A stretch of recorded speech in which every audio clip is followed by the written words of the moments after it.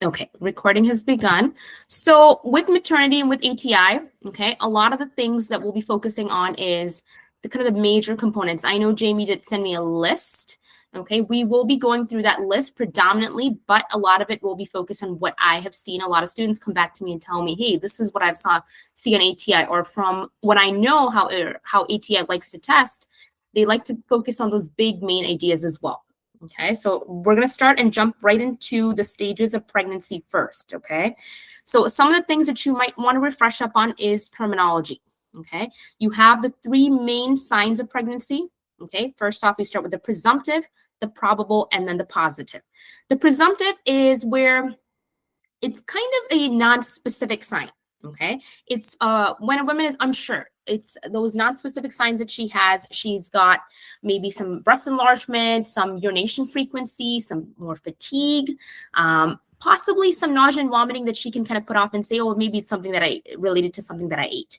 That's a presumptive sign. It could be an actual pregnancy or it could be something else. Now, you do have something called a fluttering sensation, which is also known as quickening. That's part of that presumptive category. We move from presumptive and now we go into probable signs. Probable looks a little bit more like this could be an actual pregnancy. In a probable sign of pregnancy, we will see that they actually have a positive pregnancy test. Please note that a positive pregnancy test is not actually a positive sign of pregnancy. We still have not completely made sure this person is pregnant. So you can, a positive pregnancy test is actually going to fall into the probable category. We see ballottement, which is where we feel the external movement of that fetus. Some Braxton Hicks contractions are possible in this. Irregular contractions, but with no cervical dilation, okay? Now, these signs right here, Goodell's, Chadwick's, Heger's, okay? Please remember these signs, okay?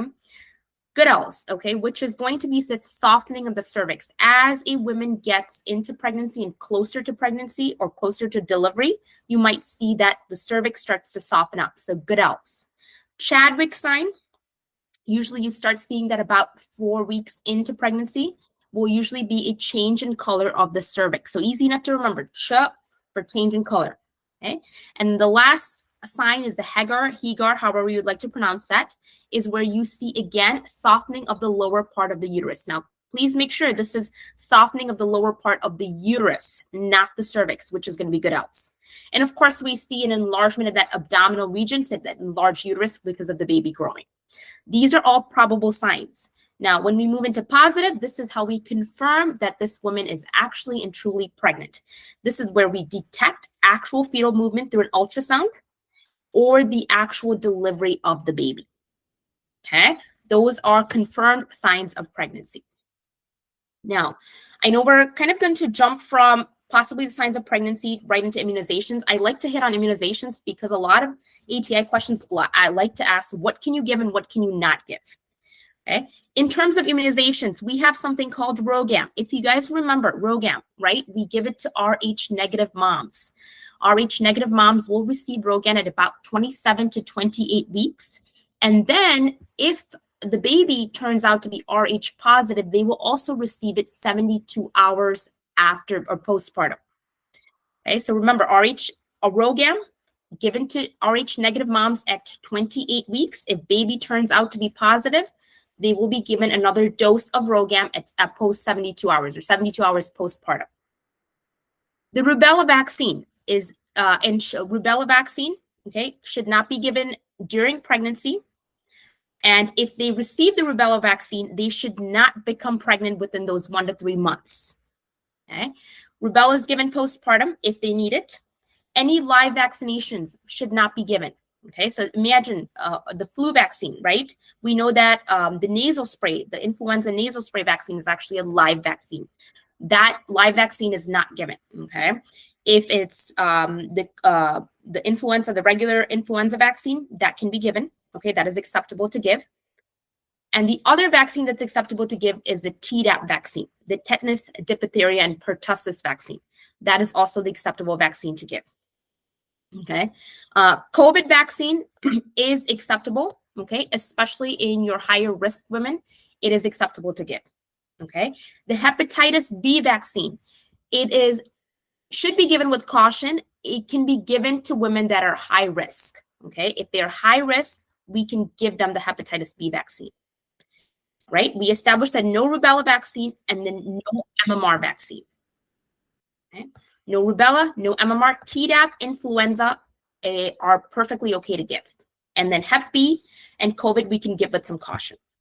Okay, so those are immunizations that we kind of cover at this point. RhoGAM, you definitely need to know RhoGAM. Okay, Rh negative moms, given at 28 weeks, our baby turns out to be Rh positive, give 72 hours postpartum.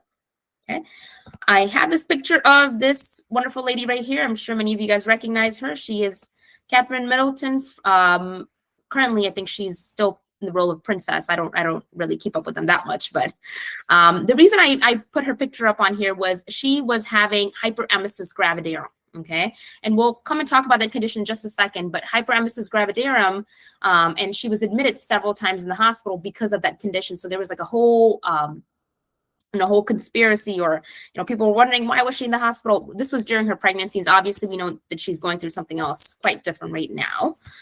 So that's the reason why I have that picture. Also, I have that picture because of the fact that the uterus, when we get to postpartum, we know that the uterus kind of tends to descend slowly. It does not descend right away. So once the baby comes out, it does not descend right away. It tends to descend slowly. Okay. This GT-PAL, okay, GT-PAL, you generally just need to know what the terms mean. Okay, so G in GT-PAL is going to stand for gravida. Okay, this is going to include the number of pregnancies, which would include the current pregnancy.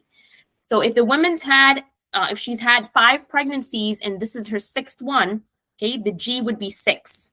Okay, T is going to stand for all births that are full term.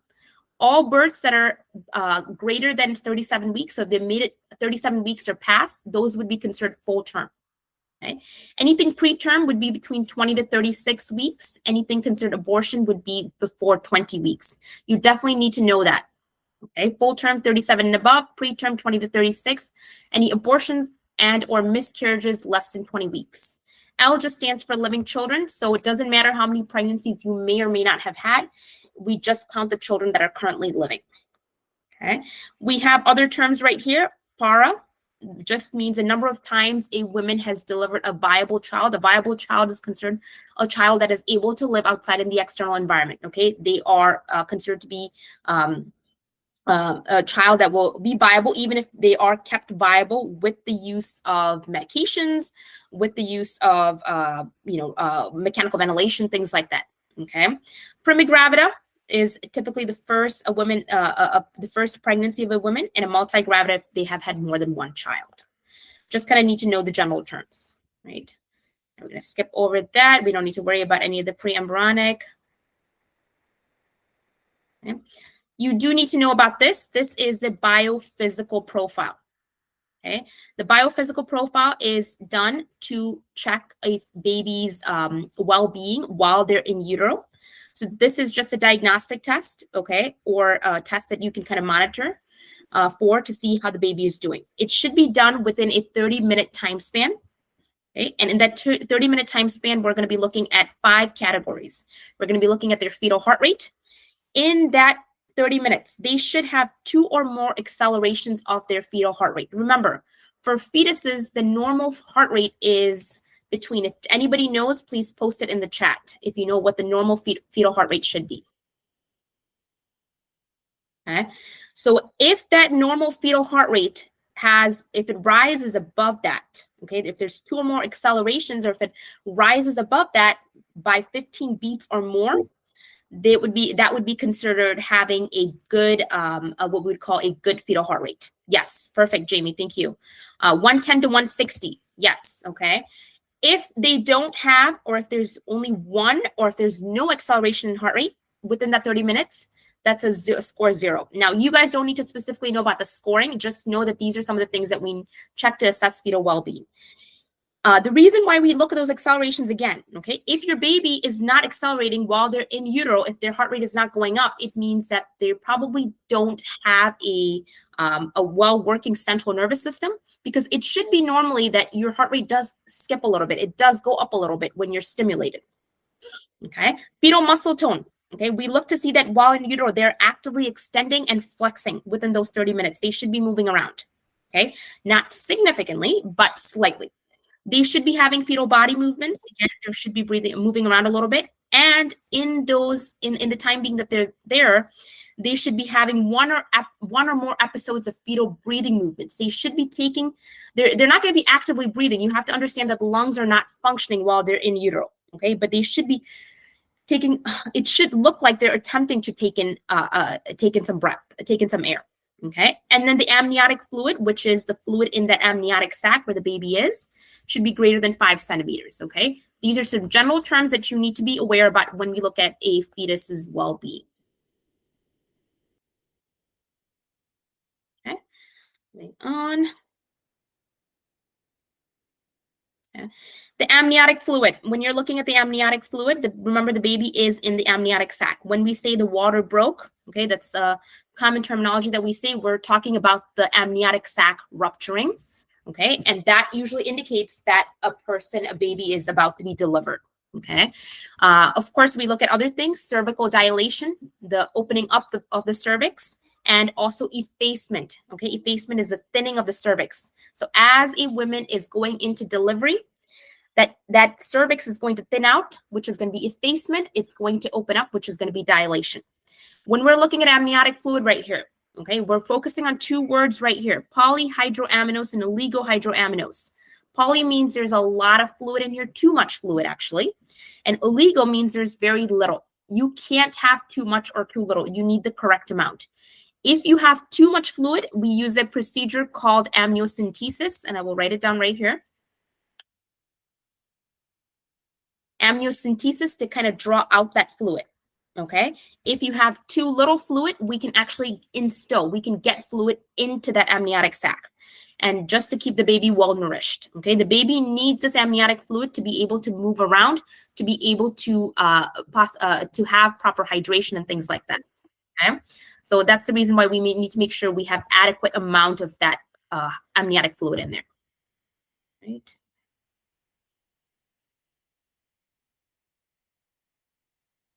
Coming on to here, this is how the baby's circulation looks like. It's a little different from the average adults. Okay, remember, baby gets all their blood, their oxygen, their nutrients from the placenta. They get it all from the mom. Okay, we have, and does anyone remember how many umbilical cords and how many umbilical veins we have that's connected to the placenta and that's then therefore connected to the baby? How many veins and how many arteries? If you remember, please post it in the chat. Okay, and remember, that's the umbilical cord is how the baby gets perfusion. We have 2 things that you need to focus on, or 3 actually, which is the ductus venosus, the foramen ovale, and the ductus arteriosus. Okay, the ductus arteriosus is a little opening right here, and this is an actual add-on to your pediatric conditions. So if you have a ductus arteriosus, it is a opening. It's a connection actually between the aorta and the pulmonary artery of your heart. Okay, when babies tend to have that connection, that is normal. As an adult, that ductus arteriosus should close. And that you definitely need to know when the ductus arteriosus closes. It's going to close at or actually within 12 to 24 hours of birth. So it closes very rapidly. As soon as the baby is going to be born, it closes. Okay, you also have the foramen ovale. Okay, the foramen ovale is right here, the space right here. Okay, and the importance of the foramen ovale is that the fact that what it does as a function is it kind of allows blood to flow between the right and the left atrium. Okay, and that again is normal during your fetus's development. Okay, when it gets to when they're being born, okay, it should close shortly after birth. Okay, typically the foramen ovale should close within 6 months. Okay, it can take sometimes a little bit over 6 months, close to a year, but technically should have closed by at least 6 to 7 months, the foramen ovale. Then we have our ductus venosus. Now this ductus venosus is this connection right here. This one over here, and it is a connection where it connects the umbilical cord directly to the superior inferior vena cava. Remember, the vena cavas are the ones that bring blood back to your circulatory system. Okay, the ductus venosus is going to typically close probably actually in most newborn in most newborns, it's going to close actually within probably the first week of life. So within about 7 days, the ductus venosus should close. Okay. And kind of just know that the lungs are not functioning in a normal fetus. When they're in utero, when they're in mom's uterus, the lungs do not function. We get everything from the placenta. Okay.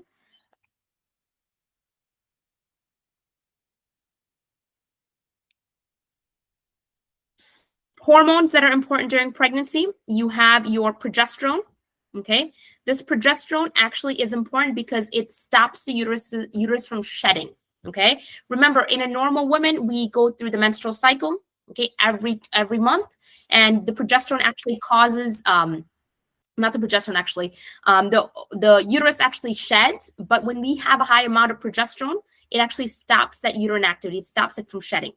We also see HCG, the human chorionic gonadotropin. Okay, this HCG level is something that we can test as a blood test to confirm pregnancy as well. Now, be careful with HCG. HCG can be high in some cases if you have any sort of cancers, and you will see that there's a condition called trophoblastic disease, which happens in the uterus where it seems like you're pregnant, okay, but you're truly not. But in that case, there will be a high amount of this HCG hormone floating around. Okay. We also see a high amount of estrogen happening. So progesterone and estrogen are definitely very, very much peaking during this time. Estrogen comes in and it's going to actually promote more growth of that uterine tissue. Think about the uterus being a home for the baby. It's trying to build that home. We see HPL. This is the placental lactogen. Okay, this is going to trigger breast milk production in women. We also see prolactin is another one. Okay, that is going to be triggering some of that breast milk production in women. We see prostaglandin. Prostaglandins come in a lot handy when it's time for labor. It's going to stimulate labor.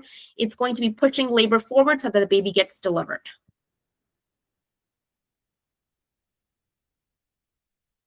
Okay. With the uterus, the thing that you want to remember is, of course, the uterus is going to change in size, shape, and position. All right. At about 12 weeks, okay, or 12 weeks of gestation, it should be the size of a grapefruit. Okay. It's going to be more anterior. At about 20 weeks, okay, at 20 weeks, it should be what we call the fundus of the uterus. The fundus is the top of the uterus. It should be at the level of the umbilicus, okay, at the level of your belly button at 20 weeks. Remember, the fundus is the topmost part of the uterus. Remember, also in pregnancy, it is normal to see an increase in blood volume. Okay, we see that the women can tend to have more things like epistaxis, so more frequency of nosebleeds. They are frequently going to the bathroom. Okay, you see that they have shortness of breath. These are all normal signs of pregnancy. Obviously, we don't want them to have significant shortness of breath. A mild shortness of breath is common. Okay, we see also, I've seen an ATI question where they ask if women has edema on her feet. Okay, edema on a woman's feet during pregnancy is a normal aspect. Of course, we don't want pitting edema. We don't want significant swelling because that could be leading up to preeclampsia or eclampsia, high blood pressure. So a normal amount of swelling is common. She just has to elevate her feet. Here are some dermatological or skin changes that you see in pregnancy. You can see the linea nigra, okay, and there is some stretch marks that happen as well. Okay, this line right here and striae gravidarum, also known as stretch marks.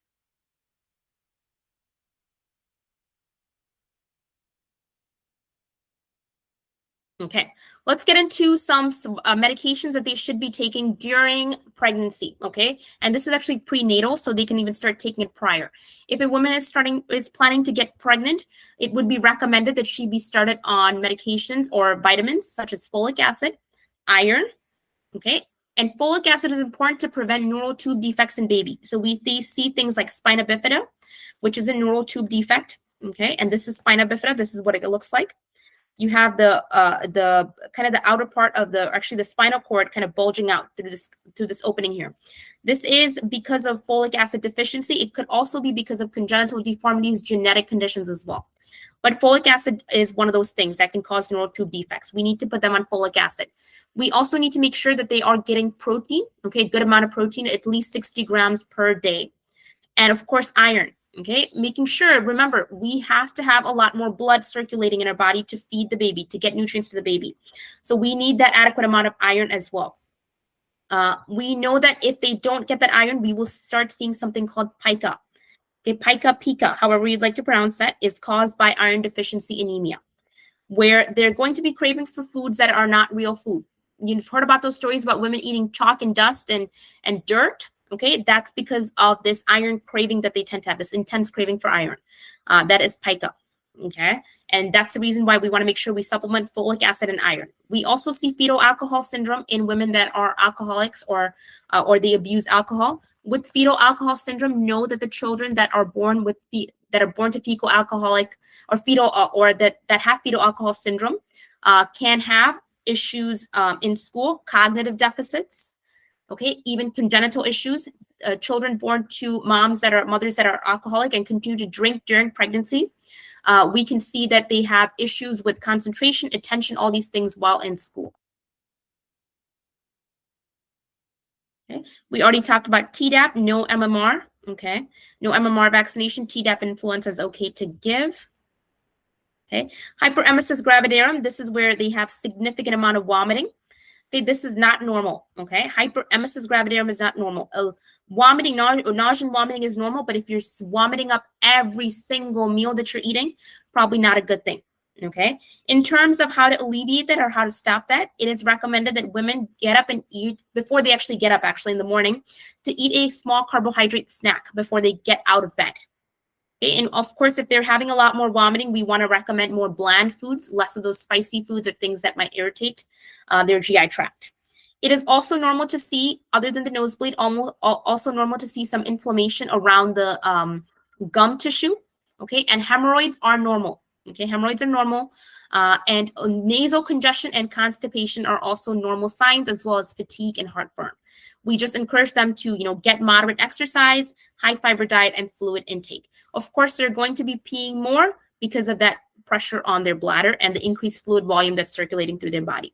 Please keep in mind that you can't see a murmur.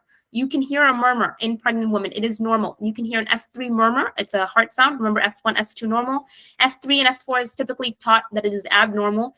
It is normal to hear an S3 murmur in some pregnant women because of the increased fluid that you're circulating through your body. Okay. We also want to avoid a lot of unpasteurized milk products, unwashed fruits, raw or uncooked fish and meat. Okay. No caffeine, no alcohol, or smoking. Okay. All right, in the first trimester, now we're strictly going to focus on what happens in that first trimester, 0 to 13 weeks. Okay, at about the 7 to 12 week mark, we can hear a baby's heartbeat through the ultrasound. Okay, by 8 weeks, so imagine that's about 2 months. By the end of 2 months, all the baby's major organs are in place. Remember, during this time, at about 12 weeks, so right at about the end of the first trimester, sex of the baby, the gender of the baby can be determined.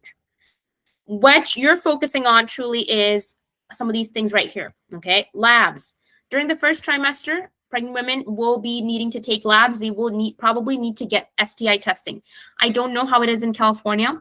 I know that in Illinois, it is not mandatory. Women do not have to get STD or STI testing done. I am not sure how it works in your state, but that is not the case here, okay? Some states, it is mandatory. They also have to do a pap test, okay, and a blood typing. So the blood typing is done to find the RH factor. Remember the RH negative, and we give them the RhoGAM, as well as checking for Hep B immunity. Now, we also determine high-risk pregnancies during this. How do we know they're high risk? Well, if they had multiple miscarriages before, okay? It also determined based on the HCG levels, the human gonadotropin level or the chorionic gonadotropin levels. Okay, that will tell us if they're high risk or not. We also focus during this first trimester a lot on maternal teaching, okay? Teaching them about healthy diet habits, things like that. That ATI likes to test on that, okay? This is a sign when we teach them, hey, go ahead and avoid the alcohol, no smoking, no caffeine, don't eat raw fish, okay? No sushi. All right, avoiding a lot of hot tubs and saunas, and of course, drugs as well. And we'll talk about drugs in a second about what to avoid and what not to. Now, you have also warning signs of complications in that first trimester. If they're having severe abdominal cramping, okay, and bleeding, that is probably a warning sign that this could possibly be a miscarriage. So if they are seeing blood, they're seeing bleeding or a kind of severe spotting, okay, please go ahead and let them know that they need to go in and go see their primary care provider or OBGYN at that point. Now, in terms of drugs to avoid during pregnancy, there are a lot of blood pressure medications that you cannot take. Okay, I'm sure you guys have taken pharmacology to some extent, but if you remember your ACE inhibitors, okay, your ACE inhibitors and ARBs, okay, those are your lisinoprols, and your ARBs are your sartans, like losartan, telmisartan. Okay, those drugs are teratogenic, meaning they are harmful to the fetus. We do not give them those drugs. Okay, now, guys, warfarin. Okay, how many of you guys remember warfarin? It's a blood thinner, right? Do you think it would be okay for a pregnant woman to be on warfarin? Okay, and that is a question that does come up a lot.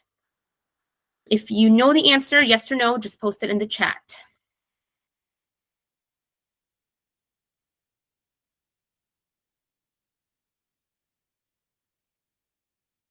Yes. Pregnant women, no. Oh, when I said yes, I thought it meant.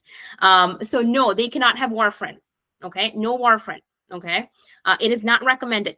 Okay, because of the fact that if you can imagine, it can cause bleeding problems for the baby for the through the placenta. Okay, now there is some caution that you can intake if they absolutely necessary, if they need it, if they need to be on a blood thinner, it will most likely be heparin that they will be on, not warfarin. Okay, they will not be on warfarin. It will be heparin that they will be on if they need to be switched to an alternative blood thinner. Okay, so those are kind of the 2 or 3 main drugs that you want to kind of be cautious about. Now there are other drugs as well that you want to avoid with pregnancy. Some of them are vaccinations, which we did talk about right now, but I will tell you guys some of the names of kind of the major ones that you probably should know. A lot of your anticonvulsant drugs, okay, those anti-epileptic drugs, okay, those are some of the drugs that can cross the placental barrier. So we do want to avoid them. I don't know if you guys remember those pregnancy categories. We have the pregnancy X, the pregnancy C and D, okay, those categories. If they're under those categories, then it is suggested that we avoid them. Okay, a lot of anticonvulsant medications. So valproic acid, we're looking at carbamazepine, okay. A lot of these drugs we typically do not want to give to pregnant women. There is Dilantin as well, phenytoin. Okay, let me let these people in. Okay, so this is 0 to 13 weeks would be considered first trimester. Okay. We have Nagel's rule. I'm not going to specifically go over that just because of time constraints. I'm not going to go through all of Nagel's rule, but I want you guys to remember that when you do Nagel's rule, what you do is you take the first day of the last menstrual period and you subtract that by 3 months. You go back 3 months and then you add 7 days to estimate. This Nagel's rule is done to estimate the due date. Okay, so this is how we estimate what the due date of that baby is going to be. Okay, moving on to second trimester, which is the 14 to 26 weeks. Okay, remember in the 14 to about 18 weeks, we're going to be checking, or if we can test what we say the serum alpha fetoprotein. Okay, if this is abnormal, okay, and usually we can test this through an amniocentesis or drawing or aspirating a little bit of fluid from that amniotic sac. Okay, if this serum alpha fetoprotein is abnormal, that can be indicative of the fact that this baby probably has or is going to have some abnormal or congenital issues going on. If they have an abnormal fetoprotein, especially neural tube defects. Okay, we're specifically thinking about neural tube defects at this point. If they have an abnormal serum alpha fetoprotein. This is also where I want you guys to focus really on gestational diabetes screen comes in. Okay, this is about 22 to about 24 weeks. Okay, just remember, I know it's very hard to remember kind of the exact number of weeks, so just remember the trimesters. Okay, second trimester comes on, we're going to be testing the women for the gestation for diabetes. Okay, the gestational diabetes screening. Remember, they have to have what they call the glucose tolerance test, the GTT, the oral glucose tolerance test. If they fail the oral glucose tolerance test the first time around, they have to do a 3-hour oral glucose tolerance test. Okay, and normally the passing for a 1 hour, so the regular kind of oral glucose tolerance test is if they are going to be less than 140, okay, on the in terms of the blood sugar. Okay, they will pass on oral glucose tolerance test, and that's how they will be conducted during the second trimester of pregnancy. Remember, during this pregnancy, also during the second trimester, you will start seeing a 1 pound weight gain. Therefore, moving on. That is normal, a 1 pound week weight gain. Sometimes ATL likes to test on questions on if this is normal versus this is not. A 1 pound week weight gain is totally normal. During this phase, your education point to the patient will be to call the doctor, call the OBGYN if they feel any decreased fetal movement. Okay, this is also where we start measuring more that fundal height assessment. Remember, again, just to reiterate, that we start measuring fundal height assessment from the pubic symphysis. Okay, so right kind of slightly above that pubic area where that crease is, all the way to the fundus, which is the top part of the uterus. Okay, that's what we will be doing on this. So second trimester, primarily focused on that GTT, okay, the gestational diabetes or the glucose tolerance test to screen for gestational diabetes. Then we move on to third trimester. You definitely need to know the weeks, so 27 weeks and therefore on. At about 27 to 28 weeks, this pregnant woman can receive the RH, the ROGAM. All visits, therefore, start becoming every 2 weeks, okay? Prior to that, we did not do every 2 weeks. It was more of probably once a month. Okay, now it starts becoming every 2 weeks that they're going in. This is also at about 30 weeks is when we start educating women on doing kick counts, on checking for those kick counts. Okay, and this is to definitely assess the fetal well-being and how the baby's doing. Okay, if the woman needs a Tdap, okay, she can get it in this third trimester. And we're also looking at non-stress tests. I don't know if you guys recall what those non-stress tests were. This is when the mom is, laying down, sitting down, wherever she's doing, but she's hooked. She's got that kind of monitor on her stomach. And I will go ahead and pull up a picture. I think I did have one on there, but may not be.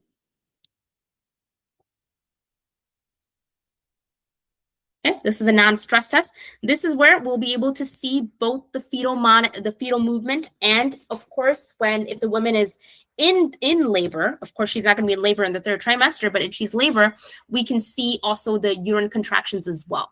Okay, this is to check for fetal well-being. So non-stress test is to check, and what they're going to be checking is the fetal heart rate. Okay, they're going to be looking at the fetal heart rate to see that the fetal heart rate is again between 110 to 160. That is a normal fetal heart rate. Right. This is also where we look at giving them a rectal or vaginal swab for group B streptococcus. It's highlighted for a reason because this is a huge concern right here. Okay, a group B streptococcus, GBS infections. This is a group of bacteria. It is not harmful to the mom, but it is harmful to the baby. Okay? If the baby is born to a mom that is GBS and mom has not been treated for GBS, what can happen is that the baby can cause blindness to the baby. It can cause respiratory complications to the baby. Okay, that's the reason why we're so concerned. If mom does test positive for GBS, we will go ahead and treat her with antibiotics. Okay, and again, there are antibiotics that does not cross the placental barrier, so we are not so concerned about it affecting the baby. And again, a lot of things in pregnancy, as you can see, we look to see whether it's a risks versus benefit. Okay, so even if it's a little risky, and the mom really, really needs it to prevent even further complications, we go ahead and do that. And so GBS is something that you need to watch out for. It will be tested in the third trimester.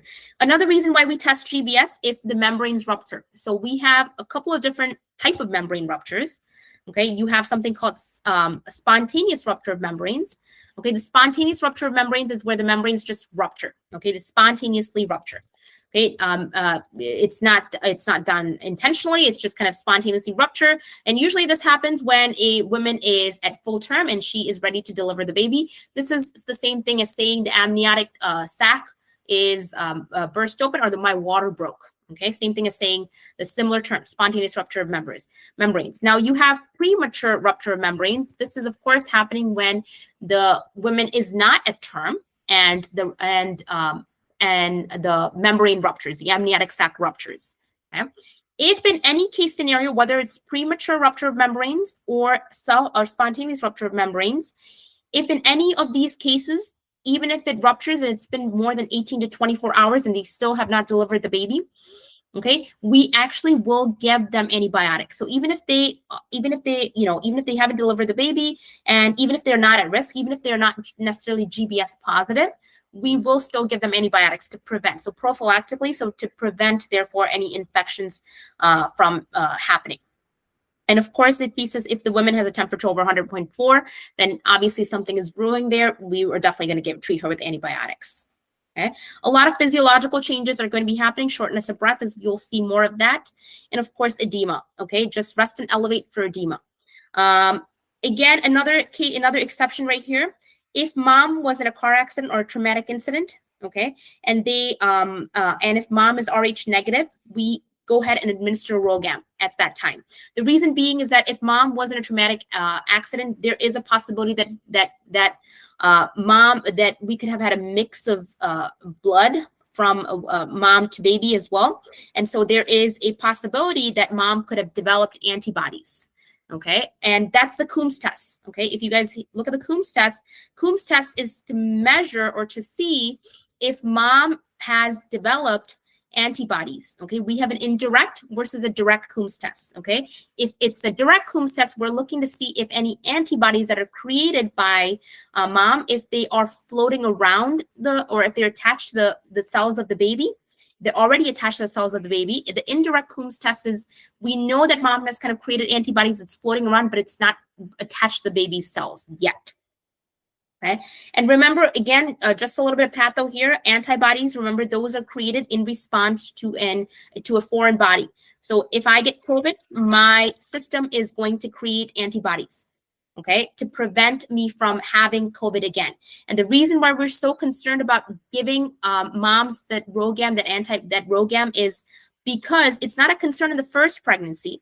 If mom is Rh negative, and the baby happens to be Rh positive and mom does not receive RhoGAM, what happens is that the mom gets pregnant the second time around, she probably has developed antibodies. And those antibodies are going to start attacking the second fetus, okay, because of the fact that mom did not receive RhoGAM, okay, and if mom didn't receive RhoGAM, she actually developed antibodies that now want to attack. They see the Rh positive fetus as a threat, so they start attacking it. Okay, and that's what the Coombs test tests. It tests to see if mom has created any antibodies. So all of that can be done in the third trimester. A huge focus on GBS and, of course, knowing the rupture of membranes. Okay. Now let's kind of move on to probably one of the biggest topics that you'll see in terms of pregnancy is preeclampsia, eclampsia, and the HELLP syndrome. All right, we know. Now, if you're starting to see blood pressure greater than 140/90, I need you guys to remember the numbers here. 140/90, okay, that is considered going into gestational hypertension. And this is usually happening after 20 weeks of pregnancy. Now, a difference here between gestational versus your preeclampsia. Okay, in gestational hypertension, you don't see any protein in the urine. Okay, when you transition into preeclampsia, you'll see that the blood pressure is greater than 140/90, plus you're going to start seeing protein in the urine, okay? Along with signs and symptoms, you're going to see signs and symptoms of elevated blood pressure, such as a headache, blurred vision, floaters, and of course, epigastric pain as well. Now, why are we so concerned about this whole blood pressure situation? Well, what are the complications that can come with that? You can see placental abruption, where the placenta actually bursts. Okay, you can see that it starts affecting the liver and the kidneys. And we can also see that it can transition into something called thrombocytopenia or HELLP syndrome, which is part of that, which we'll talk about in a second. Now, just know that 140/90, okay, with no protein is gestational hypertension. With preeclampsia, you're going to see protein in the urine. Blood pressure is going to be greater than 140/90. Now, we looked at eclampsia. Eclampsia is going to be where blood pressure is going to be significantly elevated, and you're going to see seizures happening in this. This is the key word here in eclampsia. You see seizure activity. All the signs and symptoms plus the seizure activity. So you'll see all these signs and symptoms along with seizures happening. Now, if none of that is corrected, okay, we can transition into what we call HELLP syndrome. Okay, HELLP syndrome stands for hemolysis. Hemolysis is when your blood cells, your red blood cells are kind of just breaking down. Elevated liver enzymes. Remember, your liver enzymes are predominantly your AST, ALT, okay, and low platelets, okay, low platelet counts. So when this happens, this is a major medical emergency, okay? You're going to see right upper quadrant pain. Well, why is that? Well, your liver is located in the right upper quadrant. You're going to see nausea and vomiting. You're going to see headache, okay? You're going to see that their kidneys and liver starts to fail, and you're going to see this keyword right here, hyperreflexia. Now, for those of you who don't know what reflexes or hyperreflexia might be, Remember when you go to your doctor's office, you go to get a kind of regular physical done, and your doctor takes that hammer with that triangle on it, with like it looks like a rock, and they tap your elbow, kind of your elbow joint or your knee joint, and you kind of flinch automatically. That's reflexes. Okay, you should have +2. Normal reflexes are about +2. When it's hyper-reflexive, it's going to be very high. It's going to be too fast that you're going to be reflexing. Okay, and that is not a good thing either. So you're going to see hyperreflexia, you're going to see elevated liver enzymes, you're going to see a low number of platelets, which is thrombocytopenia. Now, imagine if you have a low platelet count, what can be the complication of that? Well, you're going to be bleeding out, right? You don't have enough platelets to plug up any bleeds. Remember, platelets plug up bleeds, no platelets, meaning you're going to be bleeding out. Okay, you don't want to be bleeding out. You're going to compromise both mom and baby at the same time. Now, medications wise, so with preeclampsia, we technically want to see if women can initially, doctor might say, hey, of course, if we're seeing, or actually, I take that back. With gestational hypertension, you might see that the doctor might say, hey, I need to really start making some dietary changes. So cutting down on less salt, less junk food, whatever that they're eating, they need to really kind of modify their diet right then and there during the pregnancy, because of the fact that, this could transition into something such as HELP syndrome. So we'll start off with dietary lifestyle modifications initially with gestational hypertension. If they come in for preeclampsia, we're probably going to go ahead and start them on blood pressure medications. Now, remember what I said, you don't give your ACE inhibitors or ARB medications. We probably go for something such as your beta blocker, labetalol, and hydralazine. Hydralazine does not fall under the category of beta blockers or calcium channel blockers. It is its own type of blood pressure medication. These are typically the most approved, commonly used medications that you can use. You can also use a calcium channel blocker such as nifedipine. Okay, these medications can be used, and of course, we will also start them on magnesium, especially if they are transitioning into the eclamptic stage. We're going to give them magnesium. This is probably one of the major medications that you need to know, magnesium sulfate. Okay. This magnesium sulfate is going to be given to decrease the risk of seizures from happening. There are a couple of different things that you need to monitor. This is always a very heavily tested medication. If you're giving magnesium sulfate, you need to watch out for the signs and symptoms of magnesium sulfate toxicity. This medication is given IV. If a patient is if they're receiving too much of this magnesium sulfate, they can have a low respiratory rate, so they can go into respiratory depression. Remember, normal respiratory rate is 12 to 20. If they go down below 12, we would consider them having respiratory depression or a low respiratory rate. You will see that their urinary frequency goes down. Urine output becomes very low. Remember, normal urine output is 30 milliliters per hour in a normal average adult. If it goes down below that, then we consider them to have oliguria or low urine output. We also see that they have decreased deep tendon reflexes. Remember, when we had HELP syndrome, they were having high amount of reflexes. They were having a very high amount of deep tendon reflexes or hyperreflexia. In magnesium sulfate toxicity, it is the opposite. You're going to see hyporeflexia or low amount of those deep tendon reflexes. These are some of the signs and symptoms that you definitely need to know that indicates magnesium toxicity. Now, how do you reverse that? Well, you can give a medication called calcium gluconate, and that is going to be the antidote that is going to reverse magnesium toxicity. Okay. Huge emphasis. So if you guys get a chance, go ahead and please review eclampsia, preeclampsia, and HELP syndrome. Always very, very heavily tested on ATI. Okay. Now, we're going to specifically look at some of the causes of bleeding that can happen during pregnancy and what that could be indicative of. All right. Bleeding in general, okay, can be indicative of many different things, but you have to differentiate between the bleeding that happens early in pregnancy versus the bleeding that happens late in pregnancy. When you're having bleeding early in pregnancy, it could be that there is a spontaneous abortion or which is also known as a miscarriage happening.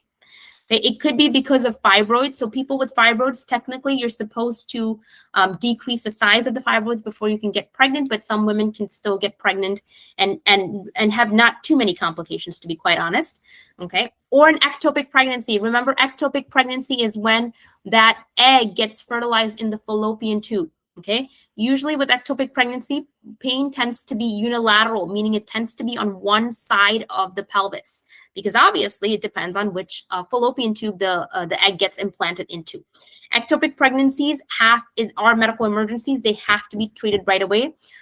Those pregnancies, once the egg gets implanted, we can't really do much. It will have to be, they'll basically have to in a way or form, you can say they basically have to abort the baby. Okay, that baby is not viable. We cannot transplant it into the uterus. That pregnancy has to be terminated. Okay, we will see something called gestational trophoblastic disease. This is a type of cancer. Okay, where you have a growth of that trophoblast, which is part of the uterus. It's going to significantly grow. Don't worry too much about that. Just know that you can have early signs of pregnancy, whether it's ectopic, fibroids, or spontaneous abortion or miscarriage.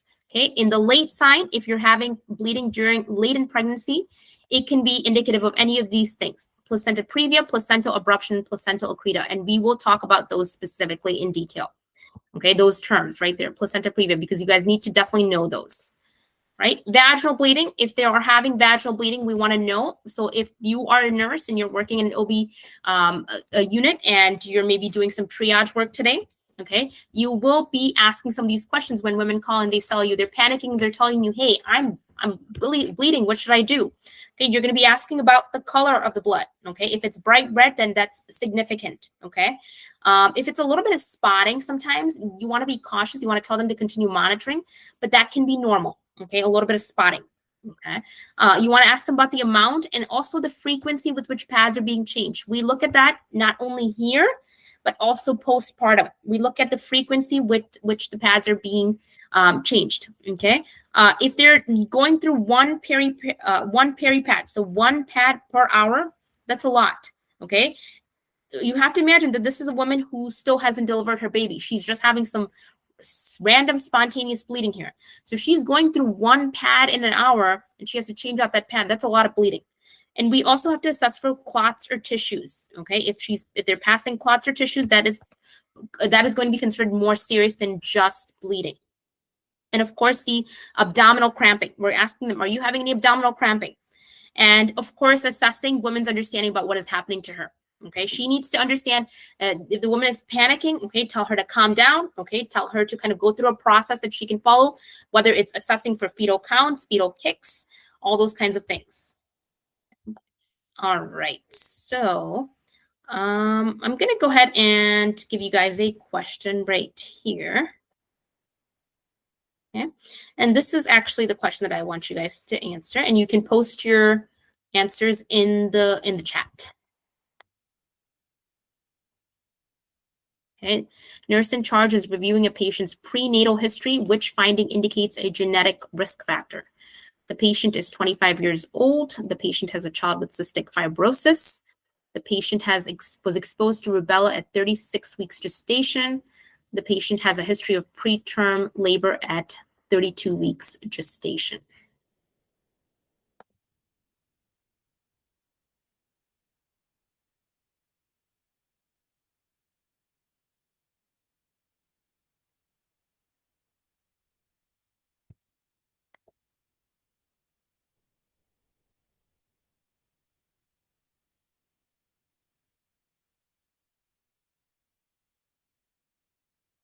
C, okay, I'm getting a lot of C's.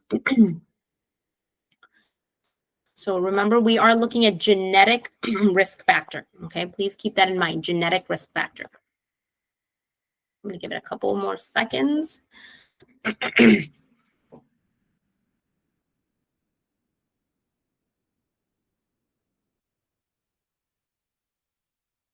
I see a, okay, I see a lot of B's, okay.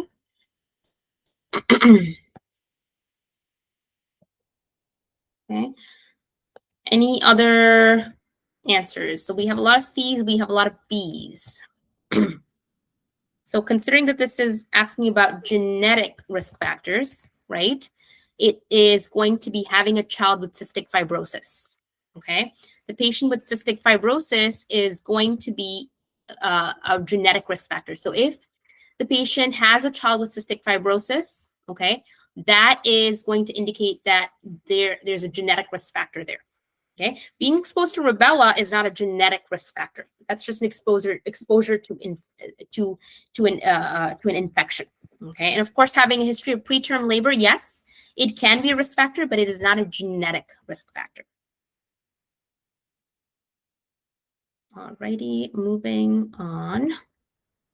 Okay, we already talked about group B strep. Remember, penicillin is the medication, the antibiotic that you can give for GBS infections. Penicillin, ampicillin are okay, unless, of course, they have a penicillin allergy. If they have a penicillin allergy, we can use alternative medication. And we already talked about this, oligo and polyhydroammonose.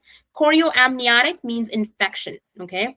And it means infection of that amniotic sac, and it could be infection or UTIs. So we can consider UTIs that can actually start off as a UTI and then travel up into the amniotic sac. Okay.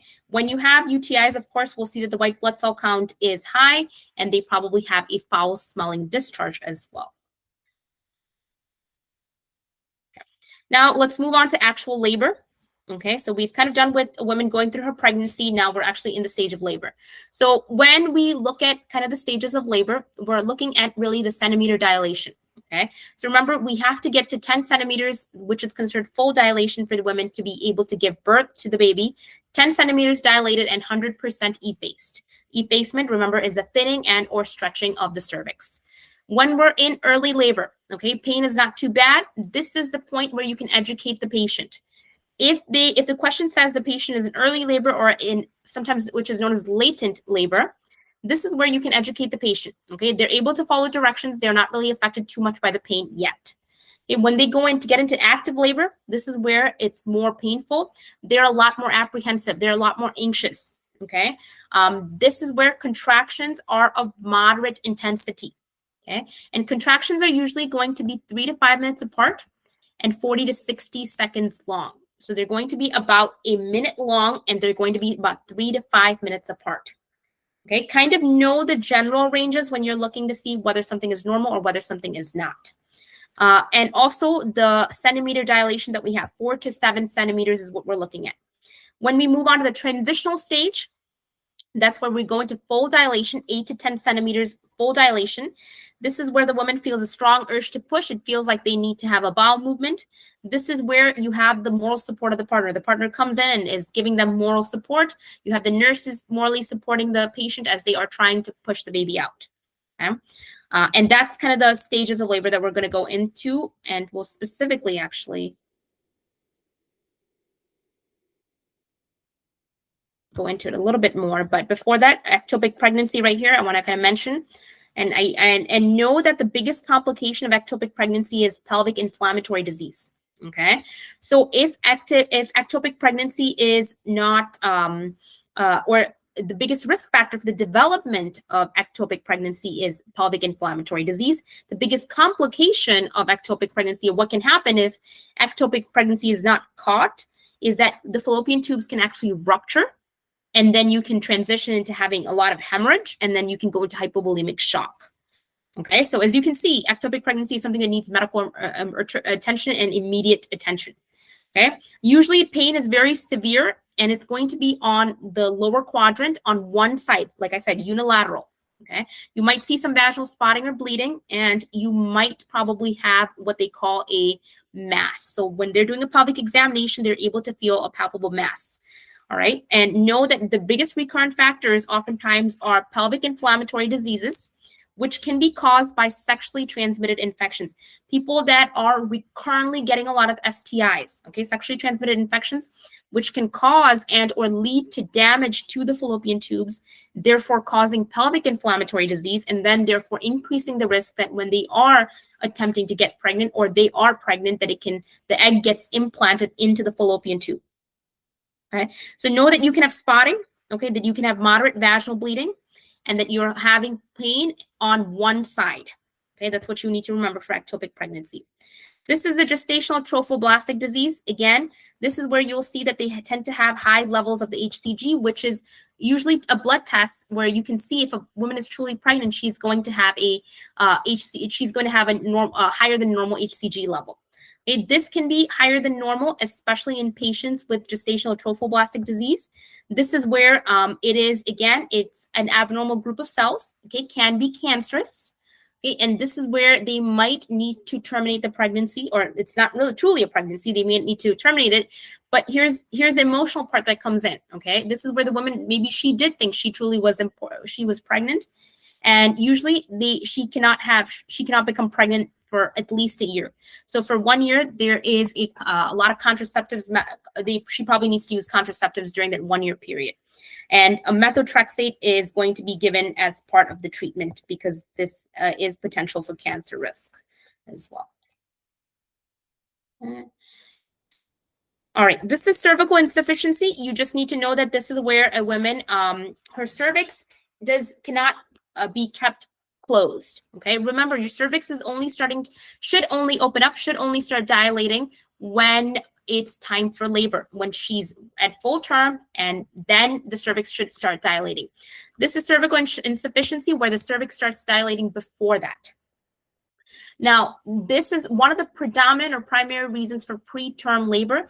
If this happens, okay, we want to make sure that women are told to actually be on strict bed rest and pelvic rest. Okay, we don't want them lifting anything heavy. We can start actually giving them progesterone supplementation, especially if they're at risk of preterm birth. And this is something that they place. It's called a cervical pessary. Okay, it's kind of a round kind of device that they place at the mouth of the cervix so that the cervix doesn't open and that the baby does not come out early. Okay. If that is not an option for this woman, they can do a cervical cerclage. Okay. This is where they actually end up just suturing. They actually shut the cervix closed until the baby's, fully cooked and it's time for the baby to come out. Okay. Cervical cerclage is something that they can do. All right. Stage 2. So stage 1, remember stage 1 had the latent, the active, and the transitional stage. Okay, now we are into stage 2. Stage 2 is the actual delivery of the baby. Okay, so remember stage 1 had those 3 components. Stage 2 is the actual delivery of the baby. In stage 2, we look at different things that can be utilized to get the baby out. We have vacuum assisted, we have forceps assisted. Okay, vacuum assisted, they attach a suction cup on top of their head and they push them out. The biggest thing that we can see with vacuum assisted birth is a cephalohematoma, which is a collection of blood right at the top of their skull. Okay, when this happens, it should resolve on its own. There has been an increased risk of birth trauma with these. Sometimes they can be more a deeper hematoma, such as a subdural hematoma, or maybe even lacerations. But it is an option that we have just to get the baby out. Okay, if the baby's kind of very close and mom is, pushing, but it's just that they need a little extra help, they can go ahead and use the vacuum assisted. Okay. With the forceps assisted birth, we don't really typically use that anymore. It's just where they actually use forceps, kind of look like their tongs, like those salad tongs that you use to kind of pull the baby out. Not commonly used nowadays as much. Okay. Here is the position that a woman is in for delivery. Okay, lithotomy position. Okay, remember that when you're checking the fundal height, okay, that you make sure that the woman is, she empties her bladder before you check the fundal height to get an accurate assessment of that fundal height of the uterus. Okay, fetal heart rate. Okay, we can check fetal heart rate in a couple of different ways. Okay, we can do that external heart rate monitor. Okay, where we put those transducers. Okay, just like a non-stress test. We kind of put those across the abdomen and we look to see the baby's heart rate and also the strength of the contraction. We can check the baby's heart rate through an ultrasound and then just listening to the heart rate as well. Okay, with a stethoscope. That is also something that we can do. Now, if we are not getting an accurate assessment with any of these things, we can do an internal fetal heart rate monitor. Okay, this is where the woman's amniotic membrane is actually ruptured and an internal monitor is actually inserted into her cervix and into the uterus, kind of and placed right on top of the baby's head. Okay, and now this is done if this is a complicated pregnancy, we definitely need to monitor the baby much, much more closely than we can get with an external heart rate monitor. Okay. Now, I need you guys to focus on veal chop. Okay, I'm going to pull that up right here. Okay, this veal chop is what you need to know if there is complications with the baby while they're in utero. So even though I know we kind of switched to delivery of the baby, we're going to backtrack a little bit and talk about veal chop here. This is a mnemonic. I don't know if you guys remember this from class or not, but this is a very commonly used veal chop, and they have actually an extended version of that called veal chop mine. Okay, these are looking at the different patterns that you might possibly see. Okay, if a baby is, again, baby is having a normal, they're having kind of normal fetal movement inside in mom's uterus, or if something is going on. Okay, if you're seeing variable decelerations, on a variable decelerations, you're going to look at that chart that they have for a pregnant woman, okay, the uterine contractions, as well as comparing to the baby's heart rate. Now, I know this is predominantly an LPN program, so I don't think you guys need to exactly remember or are required to understand and read the uterine contractions and or the fetal heart rate monitor. So I'm going to just tell you that if you see the word variable decelerations, that is usually caused because of cord compression. It's because the umbilical cord is being compressed, okay? And that's one of the reasons why you might see that. Now, the best thing that you can do with that is actually repositioning mom, maternal repositioning. And the best position for mom is to be actually left sideline, okay, left sideline position, even on a normal day, okay, even when she's laying down at bed at night on her bed, left sideline position. Why? Because it increases oxygen to the placenta. It also increases or decreases the stress on the vena cava. Remember, the vena cava is bringing all that blood back to mom's circulatory system. So if she's going to be lying flat on her back, it's putting pressure on that vena cava, which means decreased blood is going to be coming back into the heart and then therefore going to the circulatory system. So we want to make sure that with variable decelerations, if you're seeing that, and if you see the word variable decelerations, it's because the actual umbilical cord is getting compressed. You want to just reposition mom. Easy enough to remember with the veal chop mine mnemonic. If you see early decelerations, okay, it's usually probably due to head compression, and that is because the uterus is contracting. Remember, when the mom's uterus contracts, it tends to compress the baby's head because a contraction means they're tightening, okay? Mom is tightening up her uterus, okay? And in that, early decelerations are okay. They are normal. You just have to identify what labor they're in. So how labor is progressing. So if labor is not progressing and they're continuing to have these early decelerations, then that's something that we have to watch out for. Accelerations are also okay. Okay, if you see slight accelerations, such as an increase in the heart rate of the baby, so normal is between 110 to 160. If they're slightly accelerating, the heart rate is slightly accelerating, that is okay. You do not need to do any interventions. Okay, if it's significantly accelerating, of course, there's the baby's in fetal distress at that point. But if you see maybe like a jump like by 15 beats per minute, totally okay. Okay, late deceleration, this is probably the biggest thing that you're watching out for.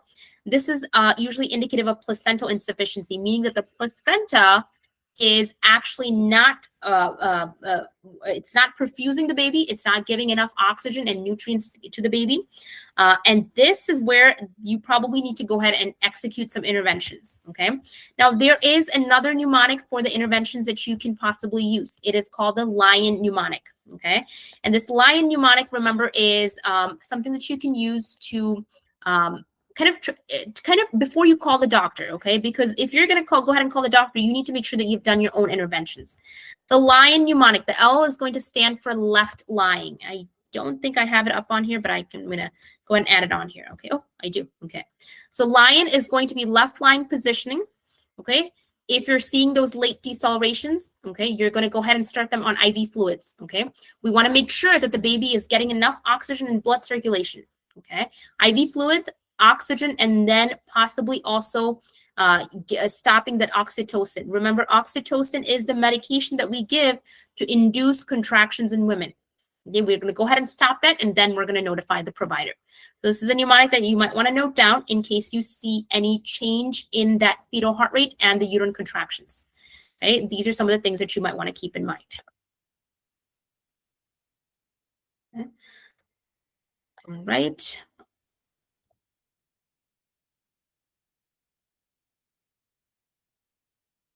All right, now we look at stage 3, actually. So we've kind of done with labor, okay? Stage 3 is when you're looking at the actual delivery of the placenta. Okay, we have to wait for the placenta to come out. And I know I did ask the question about umbilical cord and the umbilical veins. Okay, and I know some of you put the answer down, but I probably did not go back. So yes, so you've got those three blood vessels, right? And okay, out of the three, the two are veins, and then one is the artery.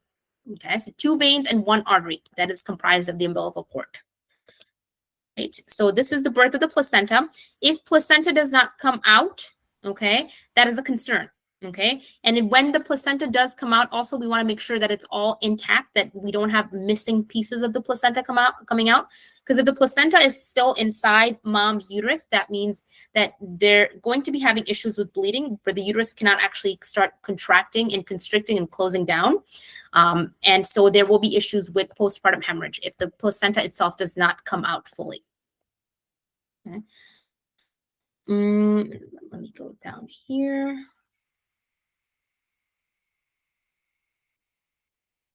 Okay. So again, kind of backtracking just a little bit. Going back to remember those three things that I mentioned that we said go with: placenta previa, placenta accreta. Okay. Let's talk about what those are. All right. When you have placental accreta, this is a concern. This is where the placenta actually implants into the myometrium instead of the endometrium. Remember, the endometrium is the most inner part of the uterus. The myometrium is more the muscular part. So if the placenta actually implants much deeper into the uterus, into the muscle of the uterus, that's a concern. That's called placenta accreta. When that happens, usually when it's time for the delivery of the placenta, what's going to happen is that the placenta is actually going to rip out everything as it comes out. And now that's going to cause a lot of life-threatening hemorrhage or bleeding, which may require a transfusion at that point. Okay. A risk factor for this is if they have had a previous C-section, they're at risk of developing this of this condition. Okay, a previous C-section. A placenta previa, this is probably the most concerning. Okay, this is where the placenta is actually covering the opening, the cervical os. Okay, the opening where the baby's supposed to come out. Well, for some weird reason, right, that placenta implants right on top of the cervical os. So now baby cannot come out through a normal vaginal delivery because remember, baby comes out first and then the placenta. You can't have the placenta coming out because the baby is going to be in respiratory distress and issues like that. So at that point, what the doctor may suggest is that they need to actually go in for a planned C-section if they have a placenta previa. Okay? And usually what you'll see is that some signs and symptoms that this is placenta previa, the placenta is actually implanted on top of the cervical opening is if you start seeing some painless vaginal bleeding, especially after about 20 weeks, okay? Around the 20-week area, if you're seeing a lot of painless vaginal bleeding, highly indicative of placenta previa. Please keep in mind the word painless, okay? There's going to be no pain there. All right, and that's placenta accreta and placenta previa. Now you have placental abruption as well, which is right here. The placental abruption, this is what we're looking at and why we're so concerned with that hypertension that we're having. If you're having significant amounts of preeclampsia, eclampsia, okay, high blood pressure, we are concerned that the placenta is actually going to abrupt, which means that it's or a burst, basically. Burst meaning that it's actually going to separate from the uterine wall because of the high pressures of the blood going through. It's going to separate from the uterine wall and it can cause a lot of bleeding under the placenta. Now, you can have partial abruption or you can have a full abruption. Sometimes when you have a partial abruption, you'll see that there's bleeding that happens under the placenta, right where it connects to the uterus. There's a lot of bleeding that's happening there. This is very highly likely also in mothers that are cocaine users, or if they have had a previous history, or if they've had any sort of abdominal trauma. Now, please keep in mind, if you get a question where it says, mom has a previous history of such and such, well, that's very likely that she's going to have another episode of that. So if women has a genetic risk or a history of something, it's very likely that she can probably have that complication again. Okay. In terms of the signs and symptoms that you might see, you're probably going to see that the bleeding that you're getting is more dark red. Why?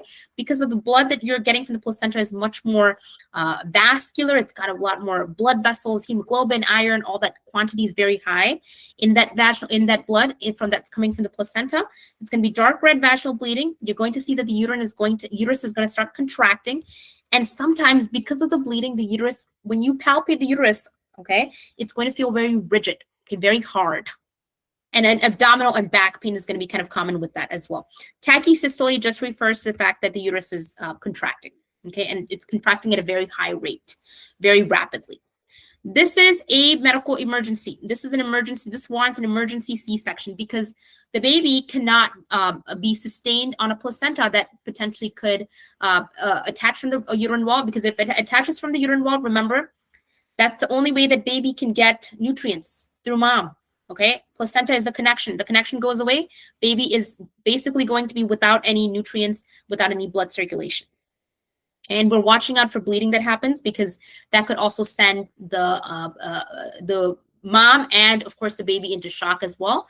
So while we're waiting for an emergency C-section, you'll see that the nurses rapidly and immediately start them on IV fluids and start giving them blood products as well, especially if they're rapidly bleeding out. Okay. So that placental abruption, placenta accreta, and placenta previa, definitely need to know some of this terminology right here. Okay. The other one that you're going to see right here is shoulder dystocia. Okay. This is where the baby's shoulder actually gets stuck in the pelvis of the mom. Okay. Usually much more common with your bigger babies. So remember those babies that are born to your moms that tend to have gestational diabetes. Okay. Those babies, because of the diabetes, actually, because of the higher blood sugars, they're actually more macrosomic babies, or bigger babies. Okay.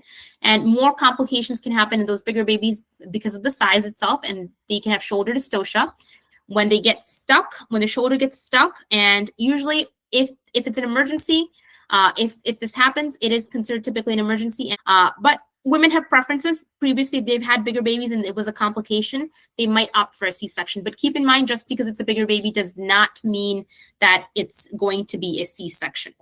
Okay, this is something that if that does happen, we have to kind of keep that in mind. Okay, we can try different maneuvers. Okay, and there is something called the McRoberts maneuver that you can apply. This is a very common maneuver that is done to actually help the baby to the shoulder to kind of get out of that impacted. So if they're impacted somewhere in the pelvic area, this is a maneuver that women can do to help to kind of get the baby out. And oftentimes, this is where they actually the nurse or the woman will actually pull her legs towards her chest, more of like a kneaded chest position, and that allows the baby shoulder to get released. So they will try that before they try more of those invasive or more of those more serious measures, and they can go ahead and try the McRoberts maneuver, and sometimes it will work. Okay, we're also concerned about meconium. Remember that if we are seeing meconium, that is usually, again, indicative of the fact that we need to, an emergency team needs to get in and we need to deliver the baby right away if they're seeing meconium, because of the risk of aspiration pneumonia. If we're seeing that the amniotic fluid is green, that indicates to us that the baby has already passed their first stool, aka meconium, while in utero. Okay, this is where we need to get the baby out immediately. Okay, usually a vaginal birth after C-section is probably not likely. So if your first delivery was a C-section, it is very likely that the second will be, because of the risk for uterine rupture, because there is going to be a scar on that area where they made that incisional cut for a C-section. It is very unlikely that that second delivery is going to be a vaginal delivery. It will probably be a C-section because of the risk of uterine rupture. Okay, and of course, uterine rupture, just like what it sounds like, your uterus is actually going to rupture. Okay, and we don't want that. Right. This is that picture of the cervical cerclage that I was talking about when we said cervical insufficiency. Okay, this is a picture right here on what that might look like. Okay. Kind of want to talk about preterm labor really quickly as well. With preterm labor, remember, if you guys remember, preterm labor is before how many weeks? Okay, or if it happens, remember, if anybody knows, how many weeks would you consider preterm labor to be? Before how many number of weeks? If you know it, put it into the chat. Okay, so if we have preterm labor, oops, the answer is right there actually. If we have preterm labor, remember some of those risk factors were if they have previous preterm labors. Okay, if they have hypertension, if they've been smokers, infection, or if there is more than one child. If there's twins, triplets, they're more likely to have a preterm labor. All right. Of course, the signs and symptoms that you're going to see is that they have the rupture of membranes, low back pain. You're going to start seeing uterine contractions like when they're going into labor, okay, and cervical dilation. We can give them certain medications to kind of slow down the contractions. One of them is magnesium, actually. Magnesium can be used as well, okay, even though magnesium is typically given to decrease the risk of seizures in preeclampsia or eclampsia, we can give it in terms of preterm labor just to slow down the contractions. Again, we're watching out for those signs of magnesium toxicity. Okay, we can give them nifedipine. Nifedipine is typically considered a calcium channel blocker drug, but it also has an effect of relaxing the uterus muscle. Okay, remember the uterus is contracting. It's trying to get the baby out early, right? And we don't want that, so we can give them nifedipine. We can also give them a medication called terbutaline. Okay, terbutaline also is going to kind of relax. It's going to relax. It's the opposite. I always think about terbutaline as being the opposite of your oxytocin.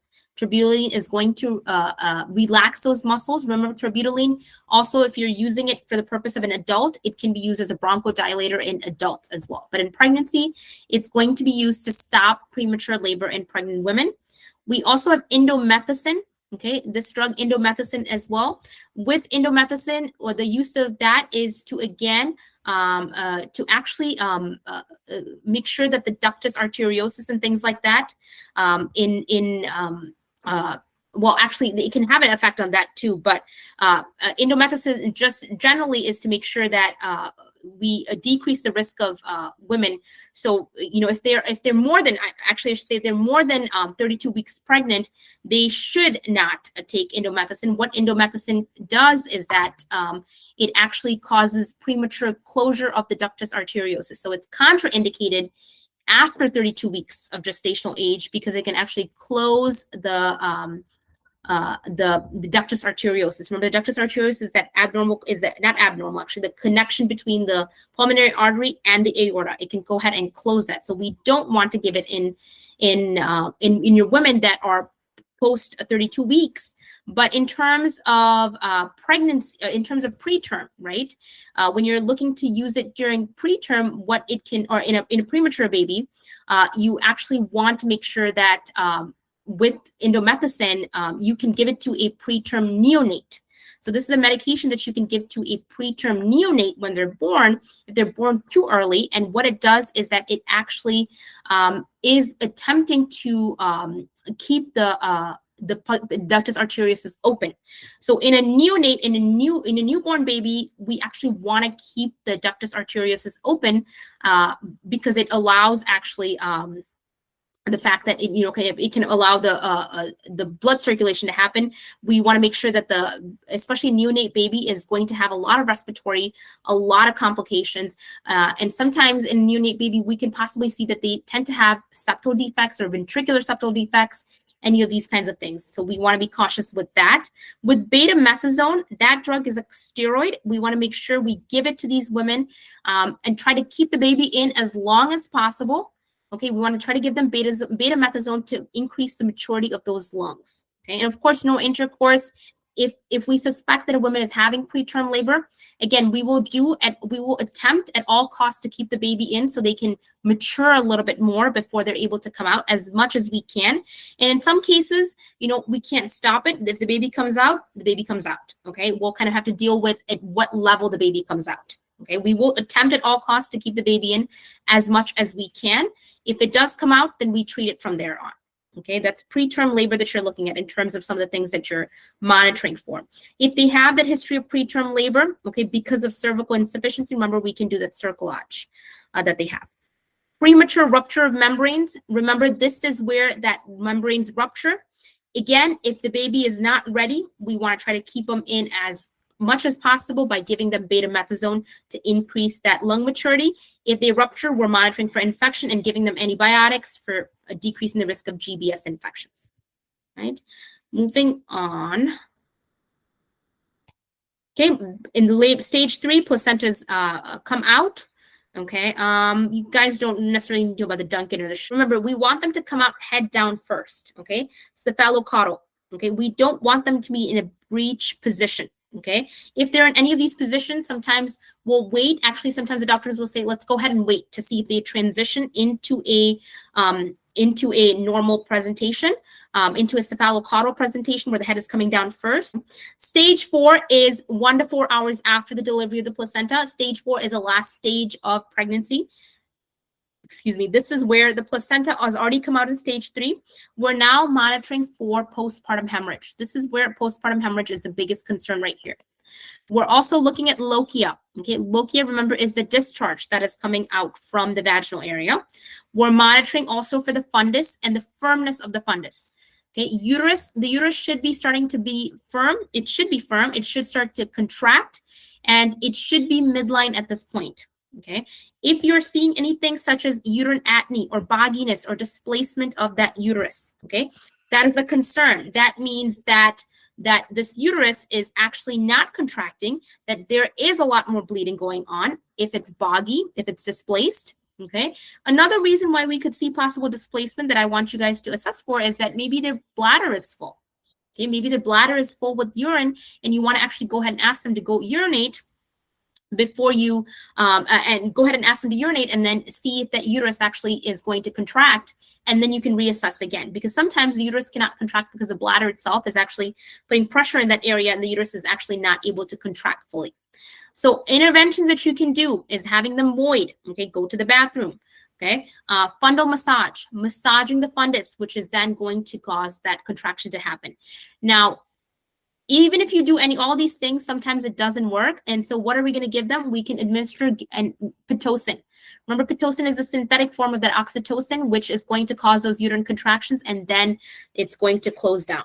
Okay, it's the fundus, it's going to become more firm. So boggy uterus, we don't want. A displaced uterus, we don't want. Uterus should be firm, contracted, and midline. If any of these things are happening, ask them to go to the bathroom, void, and then do a fundal massage. And if none of that is working, we can go ahead, call the doctor, and the doctor will probably order a Pitocin drip. Okay, lochia is what you need to monitor for. There are 3 types of major lochia.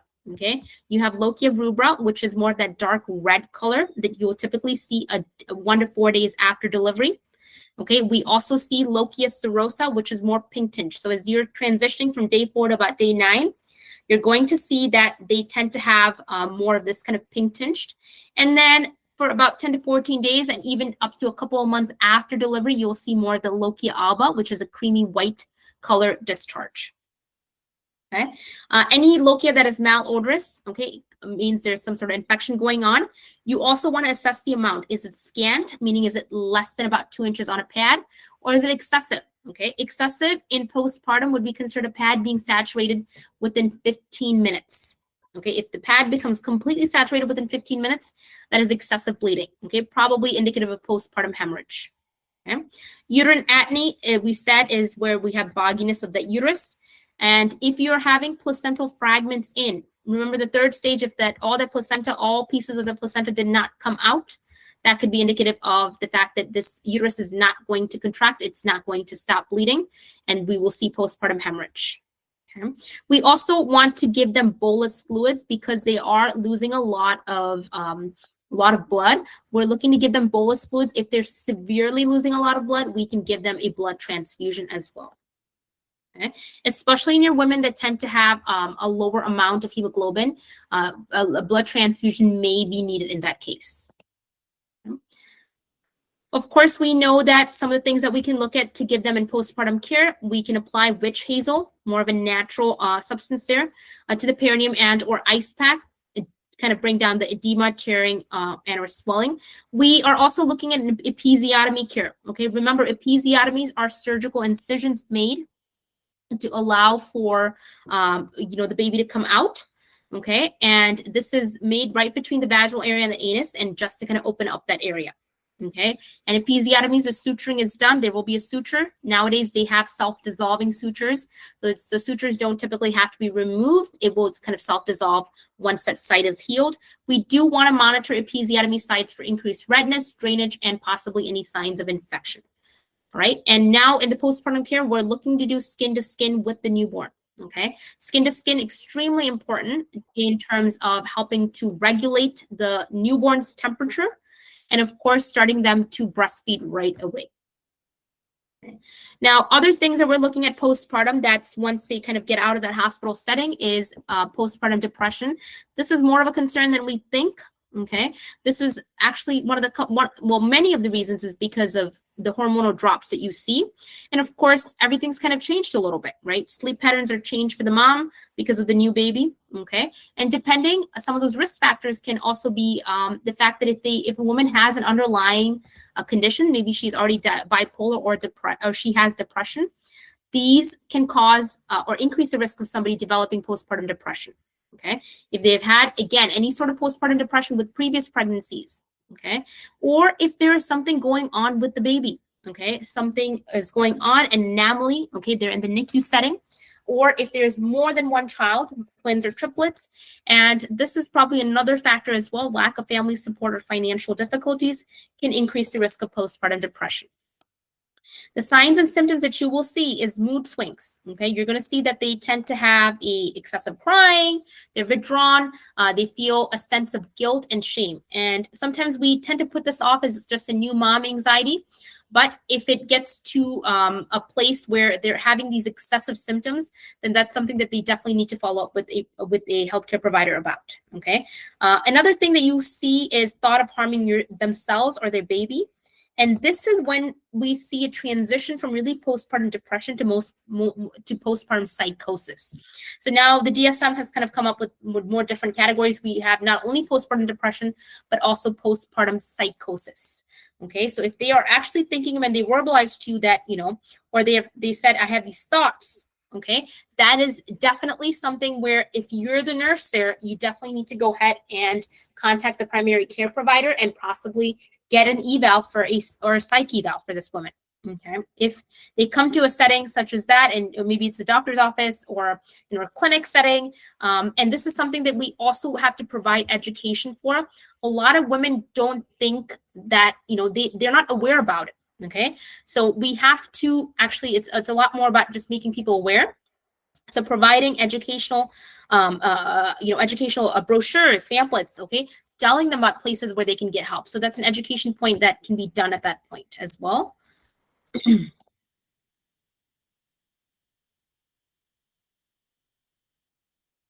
we're going to go skip through some of those questions just because of time constraints and the amount of information that we have to cover.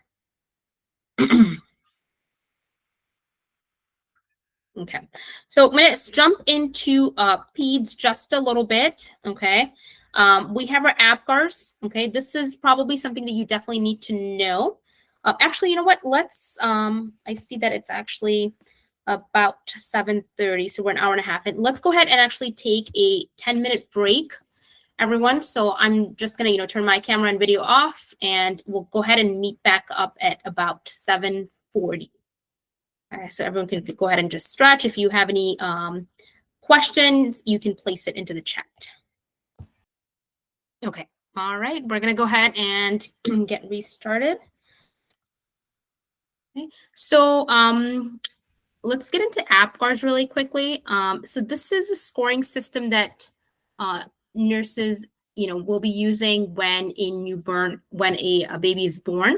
Okay, you definitely need to know the terms for this APGAR and what it consists of. So remember that the APGARs are made up of, the A stands for activity. Activities, you're really looking at muscle tone. So you're looking to see if the baby has active muscle tone so that they're moving around with their arms and legs. Okay, they're not floppy. Okay, that they're able to flex and extend at that point. Okay, that's activity or muscle tone that you're looking at. You don't want a floppy baby. Okay, if a baby is flaccid, which means that they're very floppy, or if they're too tight, okay, where they're super spastic or super tight like that, that is not what you want. Okay, you want a nice muscle tone. And remember, muscle tone is what helps you to keep yourselves upright. For example, when I'm sitting up like this, it's my muscle tone that's keeping me up. Everyone generally has a low muscle tone. If you look at your patients that have strokes, okay, you know that they don't have enough muscle tone because of the damage to their brain, so they can't be sitting up like this. They'll be flopping over. Okay, so that's what you're looking at with your muscle tone, that the baby is not a floppy baby and it's not a tight baby. It's a normal kind of muscle tone that you have. Okay, pulse for a baby should be greater than 100. Okay. The highest that you can score on here is the 2 points for each category. We have 5 categories. The highest score that you can get is 10. Okay, and I'll tell you the significance of those scores in just a second. When you're looking at grimace, you're looking again at the fact that the baby responds, okay? They respond to some stimulation. If you pinch them, if you pat them, if you kind of pat their butt, okay, they will be responding quickly to that stimulation, okay? That's what we look at reflex irritability or grimace, okay? A is appearance. What does the baby's skin color look like, okay? And we're assessing to see if they're cyanotic, okay, if they're blue and pale, okay, or are they nice and pink and the color is appropriate to ethnicity, okay? So now we do have something called acrocyanosis, where the extremities are bluish tinge, but the central part of their body is nice and pink. That is normal in some children. That is not to be of concern, okay? Acrocyanosis is not concerning. It is something that we just monitor, okay? But that does not mean that they're not getting enough or adequate oxygenation. So this is what they're referring to. The pink body and the blue extremities are referring to acrocyanosis. Okay. And of course, we're looking at the respirations. We're seeing and we're looking to see if they have a vigorous cry when they come out, okay, or if it's more slow and irregular. All right. Now, with the APGARs, okay, if you're scoring anywhere in the 7 to 10 category of the APGAR score, okay, that is normal. Okay. And APGARs are done at 1 minute after birth and then 5 minutes after birth. Okay. APGAR scores are a quick way for, just healthcare professionals to see where the baby is at, to see if they need immediate or medical emergency care. Okay. Now, if you have a baby that the doctor already knows it's a complicated pregnancy, there might potentially be some issues going on. You always have that NICU team right and available there to kind of get the baby and to kind of get them going. Okay, so if you're seeing anything from 7 to 10 in the APGARs, that is reassuring. It is normal. If the APGARs are between like 4 to 6, it's usually kind of abnormal. Okay, and if anything less than 3, that's going to be where you'll usually see that with late preemies. Okay, and this is usually indicative of the fact that the baby they need assistance. They need a lot of assistance during this stage. Okay, so 7 to 10 is okay. Okay, that's really all you need to know in terms of the APGARs. Now, there's some things that I needed to kind of go back on, just because I know that was on the list that you guys had, or Jamie had sent me for some of the topics. So what I want to mention is some of the postpartum stuff, actually. So going back on some of the postpartum stuff, we want to look at the umbilical cord care. Okay, remember that the umbilical cord is clamped. Okay, and nowadays they're actually saying that it's it's okay to actually wait a little bit, not wait too much, okay, but just wait just a little bit before we clamp that umbilical cord. But in that umbilical cord care, we're monitoring for any signs of bleeding. And remember that that cord is clamped securely. And remember, we don't take the cord off. The cord kind of dries off, and it's normal for it to turn black, and then it kind of falls off. We don't manually take anything off. It just falls off the baby. Okay. And when you're providing umbilical cord care, make sure you kind of just, wash it with just water and things like that. Nothing too abrasive. Okay. When you're looking at postpartum care for the women, okay, remember that they need to wear a well-fitting and a supportive bra. Okay. And definitely they need to do hand hygiene prior to breastfeeding because of the risk of infection. If we see things like mastitis, okay, remember mastitis here is an infection of that breast, okay, or inflammation, okay. If we are seeing mastitis, remember the fact that we need to make sure that they are doing number one of these things, okay. If you see that they are having this kind of mastitis, remember to assess for is it the fact that there's discharge coming out that looks like it's purulent. Okay. And some of the reasons why you might be having that mastitis or that inflammation that you have there is because of breast engorgement. Okay. The terminology here is breast engorgement, and that breast engorgement is happening because the breast itself is actually not being emptied out completely. So an education point for a woman is to say that she needs to completely empty one breast first before she moves on to the other breast. Okay, that's one of the reasons why you can have breast engorgement and therefore kind of infection as well building up in there. Also know that massaging the breast during the feeding can be helpful in emptying the breast. You do want to try to alternate the breast during each feeding. For breast engorgement, okay, you can apply cool compresses between those feedings and warm compresses prior to the feeding. Okay, so you can apply a cool compress or warm compresses prior to the feeding. If you're having significant breast engorgement, also you can apply fresh cabbage leaves. Okay, frozen fresh cabbage leaves can be applied. Yes, I know that sounds kind of crazy, but that is an education point that ATI is emphasized on, applying fresh frozen cabbage leaves. Okay, always wearing a while supporting fitted bra as well. Another postpartum care, other things that you're looking at is the fact that they should not be doing any heavy lifting for at least 3 weeks. So don't lift anything heavier than the baby. Okay. And we also have a concern with DVTs. Okay. Do you guys remember the deep vein thrombosis, right? We have that with adults. Okay. Women are also prone to this, especially as postpartum as well. And sometimes even during pregnancy. Okay. Deep vein thrombosis. This is where they have a blood clot formation happening in the leg or the deep vein of the leg. Okay, and then we're so concerned with this DVT because a DVT can break off. It can travel into your lungs and cause a pulmonary emboli. It can travel into your heart, cause a heart attack, or it can even travel into your brain and cause a stroke. Okay, so we're really concerned about thrombophlebitis. So we actually want to educate women on not sitting for prolonged periods of time with their legs crossed. Okay, not sitting, not being immobile. Okay, for prolonged periods of time to decrease the risk of this thrombophlebitis from happening. Okay, usually with patients that have just had C-sections, they want to wait. They should be waiting until about 4 to 6 weeks before performing any sort of strenuous exercises or heavy lifting. Okay, and if they're still receiving opioids for pain control, they should not be driving for the first 2 weeks if they're still receiving opioids for pain control. Okay. Now, this is going to be a little bit of time, maybe 1 or 2 months after, maybe even 3 months after postpartum or after delivery of the baby. Women can be educated on doing Kegel exercises. Okay, remember those Kegel exercises are recommended for women to kind of strengthen those pelvic floor muscles, because in women that have had multiple pregnancies, they're at risk of actually having urinary issues later on in life with pelvic floor muscles that are weaker. So we educate them on doing Kegel exercises. Okay, and this is to strengthen those pelvic floor muscles. Okay, again, not to do immediately, something that they can do maybe a couple of months in. Okay.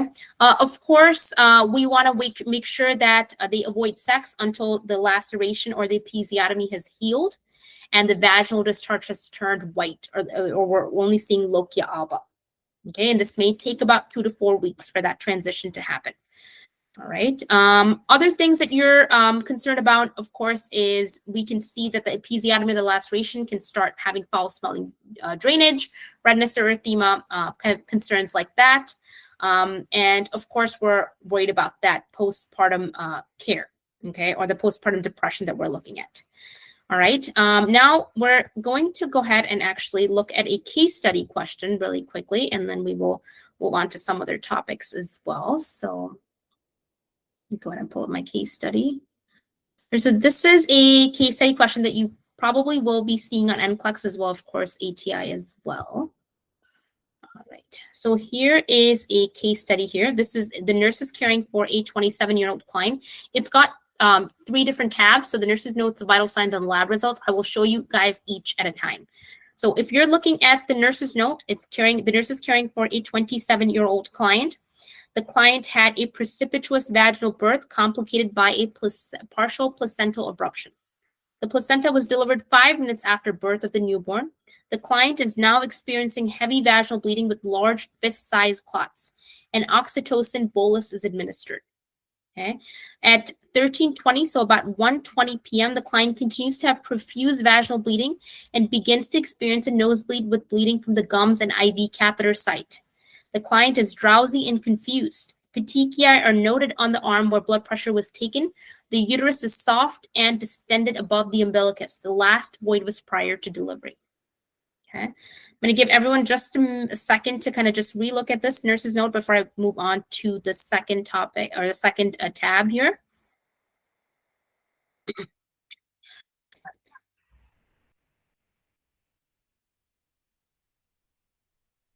Okay, we have our vital signs. So we're also seeing the vital signs from 1 p.m. and then we see a change from 1 p.m. to at 1:20 p.m. Okay.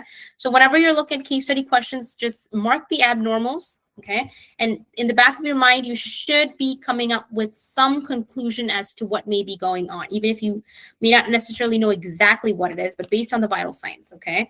We see that there is definite rise in that heart rate. Normal is 60 to 100 in an average adult. This is 112. Respiratory rate, normal is 12 to 20 breaths per minute. This is where you have 24, okay, higher than normal. Blood pressure should ideally be less than 120 over 80. A slight elevation in a pregnant woman is normal. But we see that the blood pressure actually is dropping. Okay, so it's still within normal, but it's significantly dropped from what it was within 20 minutes. That's concerning. Okay, SpO2, the room air, they should be 99%, or they are, and now they're on 90%. Again, we see a significant drop in that oxygen saturation as well. Temperature remains the same. Okay, moving on to laboratory results. Here's what we have for platelets. Okay. Platelets, the normal values are on the left, right below where it says the name of the test that they're doing. The normal values are right. On the right is where you have the results for the patient. Okay, so normal platelets should be between 150 to 400. We see that their platelet count for this woman is 80. We see D-dimer. Okay, D-dimer just measures kind of the clotting time that we're seeing here, so it's increased. We see fibrinogen also, which is, again, related to clotting. It's decreased. Prothrombin time, which you would check for your PT and INR for your levels like warfarin. We also look at PT because PT or prothrombin time tells us the time it takes for the blood to clot. And we're also looking at something called APTT as well, which is also, again, a factor to look at how long it's taking blood to clot. So we're seeing that it's taking a lot longer for blood to clot in both arenas. Okay. And now we have a question right here. Okay. It says for each potential intervention, click to specify if the intervention is indicated or not indicated for the care of the client. Okay. Let's look at the first one right here, which says administer IV magnesium. Okay, you guys can mark on the chat and put there in the chat if we should be giving them IV magnesium.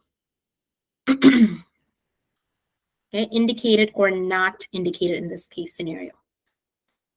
Okay, alrighty. Let me see if you guys have.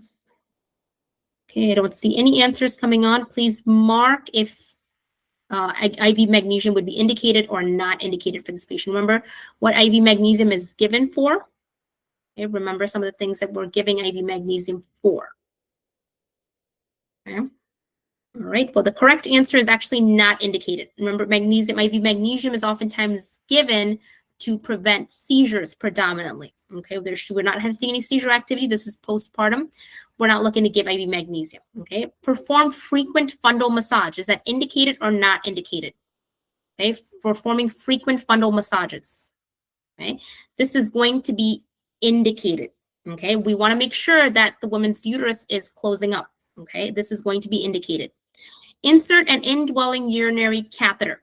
Okay. So we know that this woman has a profuse bleeding. Okay. She's having an oxytocin bolus being given to her. Okay. Even though that's being given, we can still go ahead and do that fundal massage. Okay. We can go ahead and insert a Foley catheter. Okay. We want to make sure that the Foley catheter is actually inserted because of the fact that we want to prevent the bladder from becoming distended. And this may decrease the uterus from contracting. Okay. Prepare for blood product transfusion. Yes, I would go ahead and give her a blood transfusion because of the fact that her platelets are low. Okay. She's bleeding out. Okay. She probably needs a blood transfusion at this point. We know that she's bleeding from her gums. She's bleeding from her IV catheter site and all those things. Okay. Administering oxygen via non-rebreather mask. Should we give her the oxygen? Indicated or not indicated? Absolutely. We're going to go ahead and give her that oxygen. Okay. Because of the fact that you've noticed her vitals, we see her vital signs actually dropping from 99% in room air to about 90%. Okay. Now, what you're seeing in this woman is actually, you might be thinking it's because her uterus is actually not closing up. What you're seeing here is another major complication called DIC. Okay, it's called disseminated intravascular coagulation. This is where clotting and bleeding are happening at the same time. Okay, this is a complication of postpartum, as well as sometimes even during pregnancy. Okay, disseminated intravascular coagulation. This is where you're having severe bleeding, okay, severe bleeding and severe clotting at the same time. So if we go back to, well, we're right on the nurse's notes right here. If you notice where she's bleeding from everywhere, okay? But at the same time, you see that she's actually she's actually forming some clots at the same time. So what happens in DIC is that you use up too much of your platelets get too used up to form clots. And now what happens is that you don't have enough platelets to plug the clots. So when that happens, you end up basically bleeding out. Okay, that's why you also see that the platelet level is very low, because this woman does not have enough platelets. She's used up too much of them. That's the reason why you'll see that DIC, or that's one of the signs and symptoms of DIC that you'll see. Know that the causes can be, if you're looking at while it's during pregnancy, it can be because of placental abruption. So if the woman had a placental abruption, she's much more likely to go into DIC. It can be probably one of the most underlying causes that you can see there. Okay, and remember that we have to treat this. This is very life-threatening. If it happens during the time that a woman is pregnant, this is going to cause complications for not only her, but also for the fetus. And this may be an issue where the pregnancy may have to be terminated at that point. Okay, this is what you're seeing with DIC. All right, let's look at another question right here.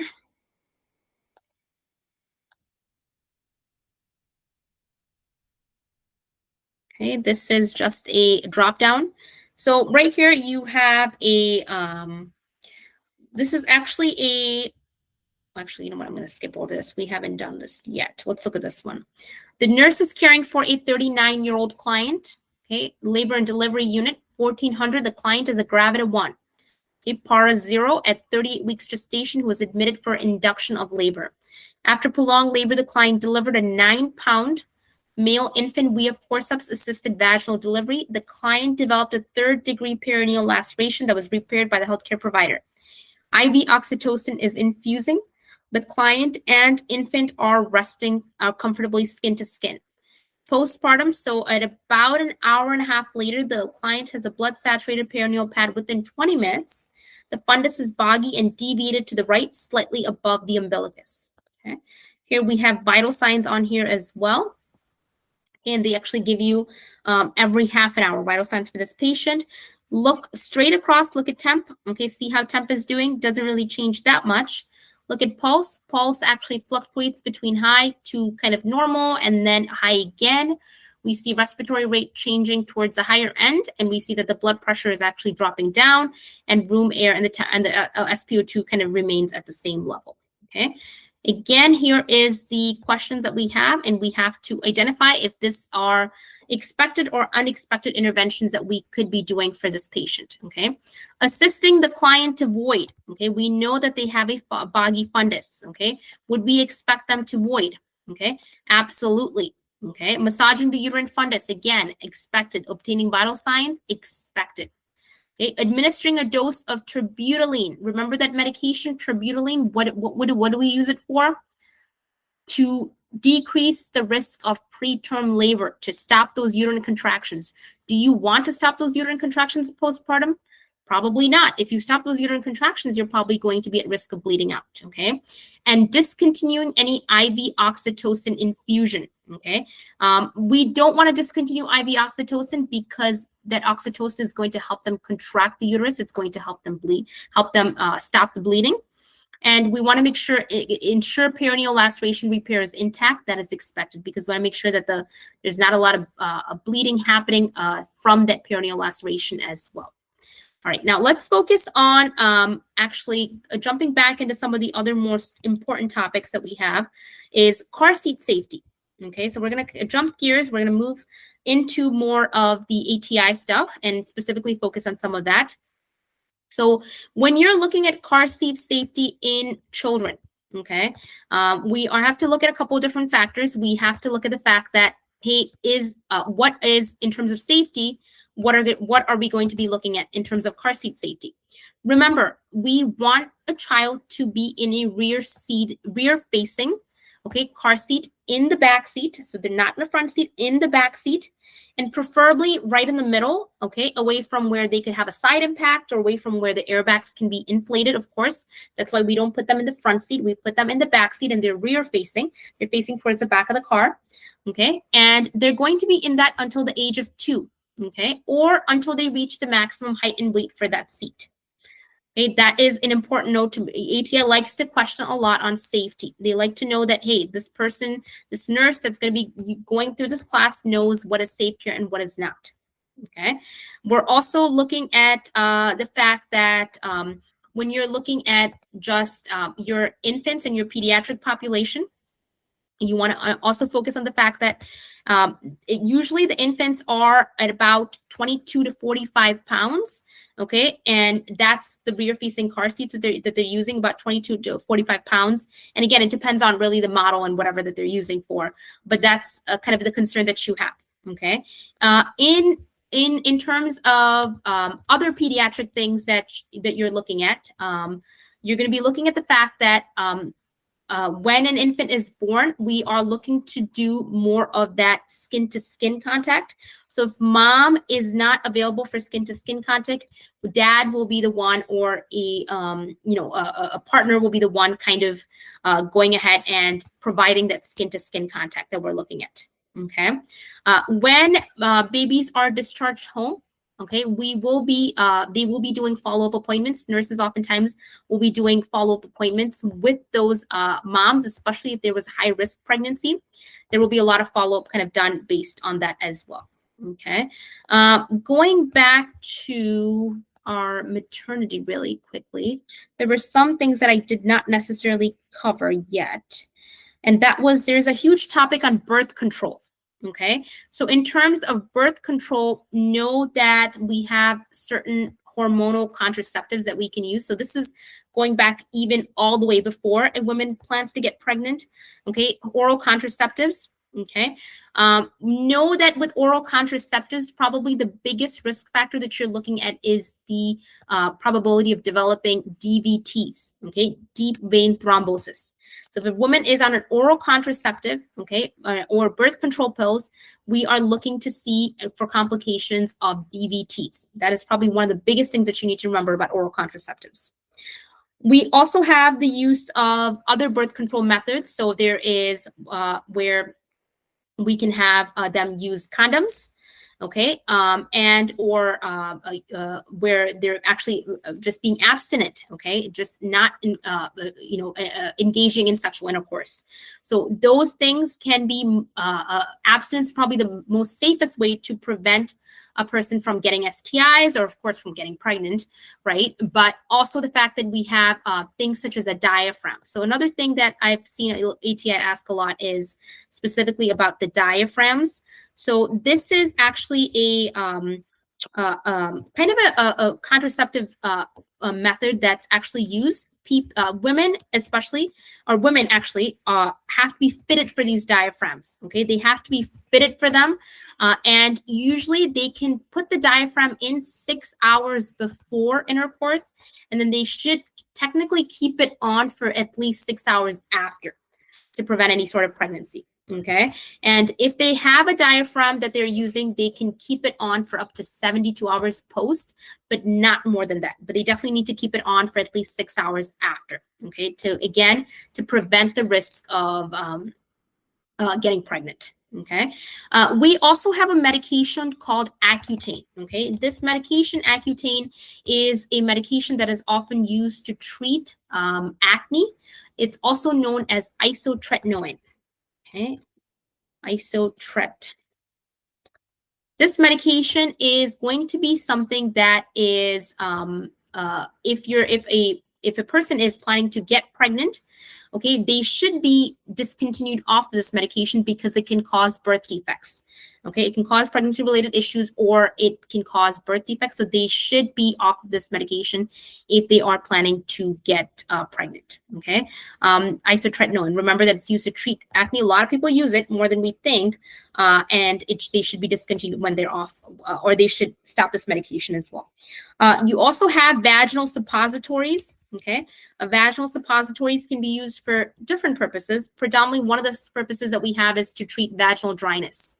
Okay, we have suppositories that people use sometimes as a form of birth control as well, and to treat fungal infections. So they have multiple uses. Most of the times it is used for vaginal dryness. Okay, these suppositories that they're used. We also have something called a cervical cap. Okay, a cervical cap is another form of birth control. Okay, it's again, it's the same thing really, and sometimes the cervical cap, it's similar to the diaphragm, a little slightly different. Cervical caps they're going to fit a little bit more snugly over the cervix. Diaphragms have to be really fitted to the size and shape. Okay, you have to actually get measured for a diaphragm. Cervical caps are they're a little bit more snug.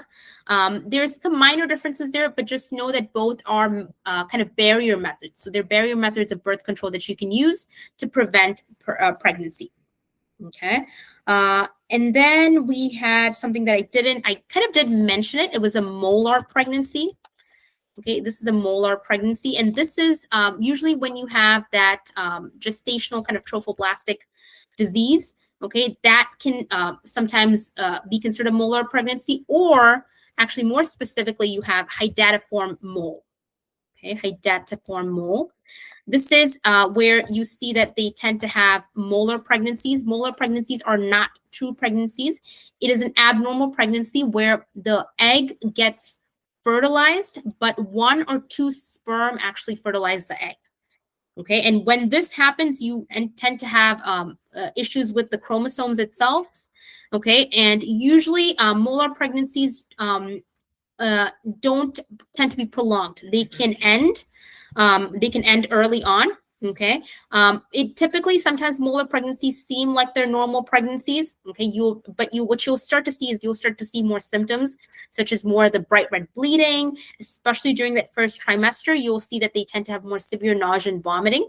Okay, and if we suspect if we confirm that it's a molar pregnancy, we want to do a dilatation and curettage. Okay, dilatation and a curettage, known as a D&C, is where we basically remove the pregnancy. It's a method by which doctors remove a pregnancy. Dilatation and curettage. Okay, D&C is what you'll commonly be, since where they can actually go in and they use a dilator to kind of open up the cervix, and then they scrape out. Curettage is where they scrape away the pregnancy from the endometrium. They scrape it out. Okay. A lot of times dilatation and curettage is also used as part of abortion. Now, talking about some medications, okay? We didn't specifically mention these medications, but are on your list as well. Dinoproston, okay? This medication right here, dinoproston. Okay, this medication is going to be used predominantly for ripening of the cervix. Okay, it's used to actually dilate the cervix. It's used to ripen the cervix so that it dilates. Okay, and oftentimes this is actually used as a gel form that can be applied directly onto the cervical area. And it's to help women that are having difficulty with cervical dilation. This will help to open up the cervix. Okay, dinoproston is the medication. The other one is misoprostol. Okay, this is the word, misoprostol. With misoprostol, you're going to be looking at it as a medication that actually is used to terminate pregnancy. Okay, in terms of if you're looking to terminate pregnancy, it is a pregnancy category X. Okay, this is used to induce labor, which means that if you're trying to have an abortion, okay, this is where they'll go ahead and they might give you this drug. These are tablets that you take, and it causes induction of labor, early induction of labor, which means that the pregnancy is going to get terminated. This is also sometimes used for cervical ripening, where it's to make the cervix more ripe so it can dilate more. Okay, that's the use of misoprostol. Misoprostol is also a drug that is used for as an antacid to actually prevent gastric acid secretions. So if a woman is pregnant, okay? And we do not want to prescribe her misoprostol, unless, of course, she's trying to get an abortion, okay? Then misoprostol will be used. Okay, and we talked about Accutane already. There were a couple more medications that I want to specifically mention because that was on kind of on the list on some of the things that you need to know for sure. The other one that we have is actually, I think we covered epidurals. Okay, epidurals. I'm sure most of you know what epidurals are. Okay, remember with epidurals, they are epidurals are given into the spinal canal. With epidural, the things that you have to watch out for is oftentimes blood pressure. Okay, epidurals can cause a change in blood pressure, usually a drop in blood pressure. Okay, in women that are receiving epidural. Epidurals are also can cause kind of decreased sensation, right? That's the whole purpose of epidurals, kind of decreased sensation of pain to that area. It's pain relief. It's going to cause you to have a feeling of numbness. And because of that, Foley catheters are inserted because women will not feel when their bladder is full. So Foley catheter is inserted to allow for the urine to drain out during those issues.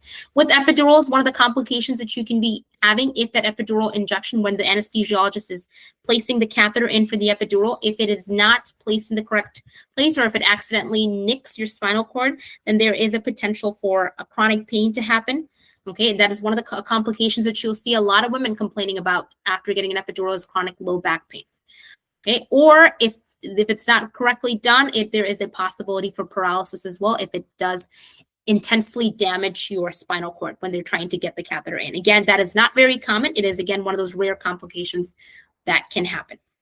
Okay, and usually that catheter is removed about 40 to 72 hours after, and then they're usually transitioned into oral pain medication. They're only given that epidural during the stage of labor. Okay, and usually 48 to 72 hours later, that epidural catheter is taken out and they are transitioned into oral pain medications if they need to at that point. All right.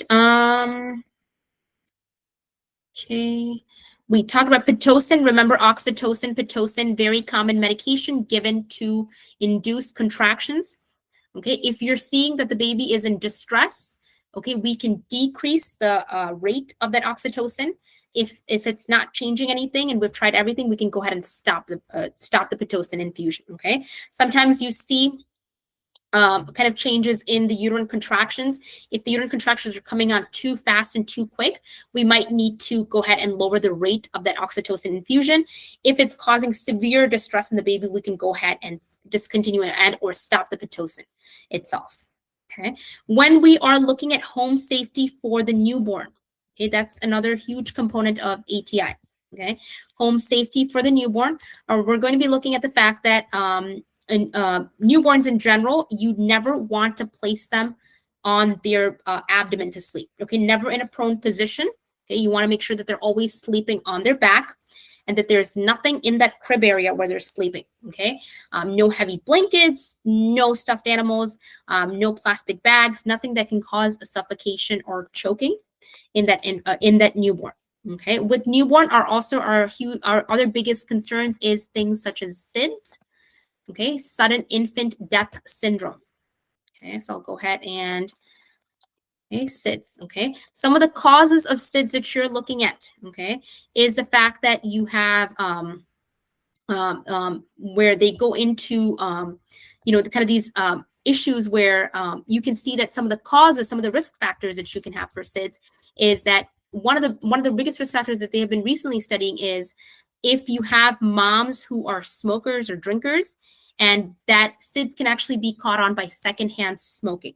Okay, and SIDS is also one thing that we want to prevent by all the things that I just mentioned about positioning the baby. Okay, we want to make sure that they're not on loose bedding. Okay, bedding should be nice and hard as well. That's one other thing, and avoiding secondhand smoking. So avoiding tobacco smoking near the child.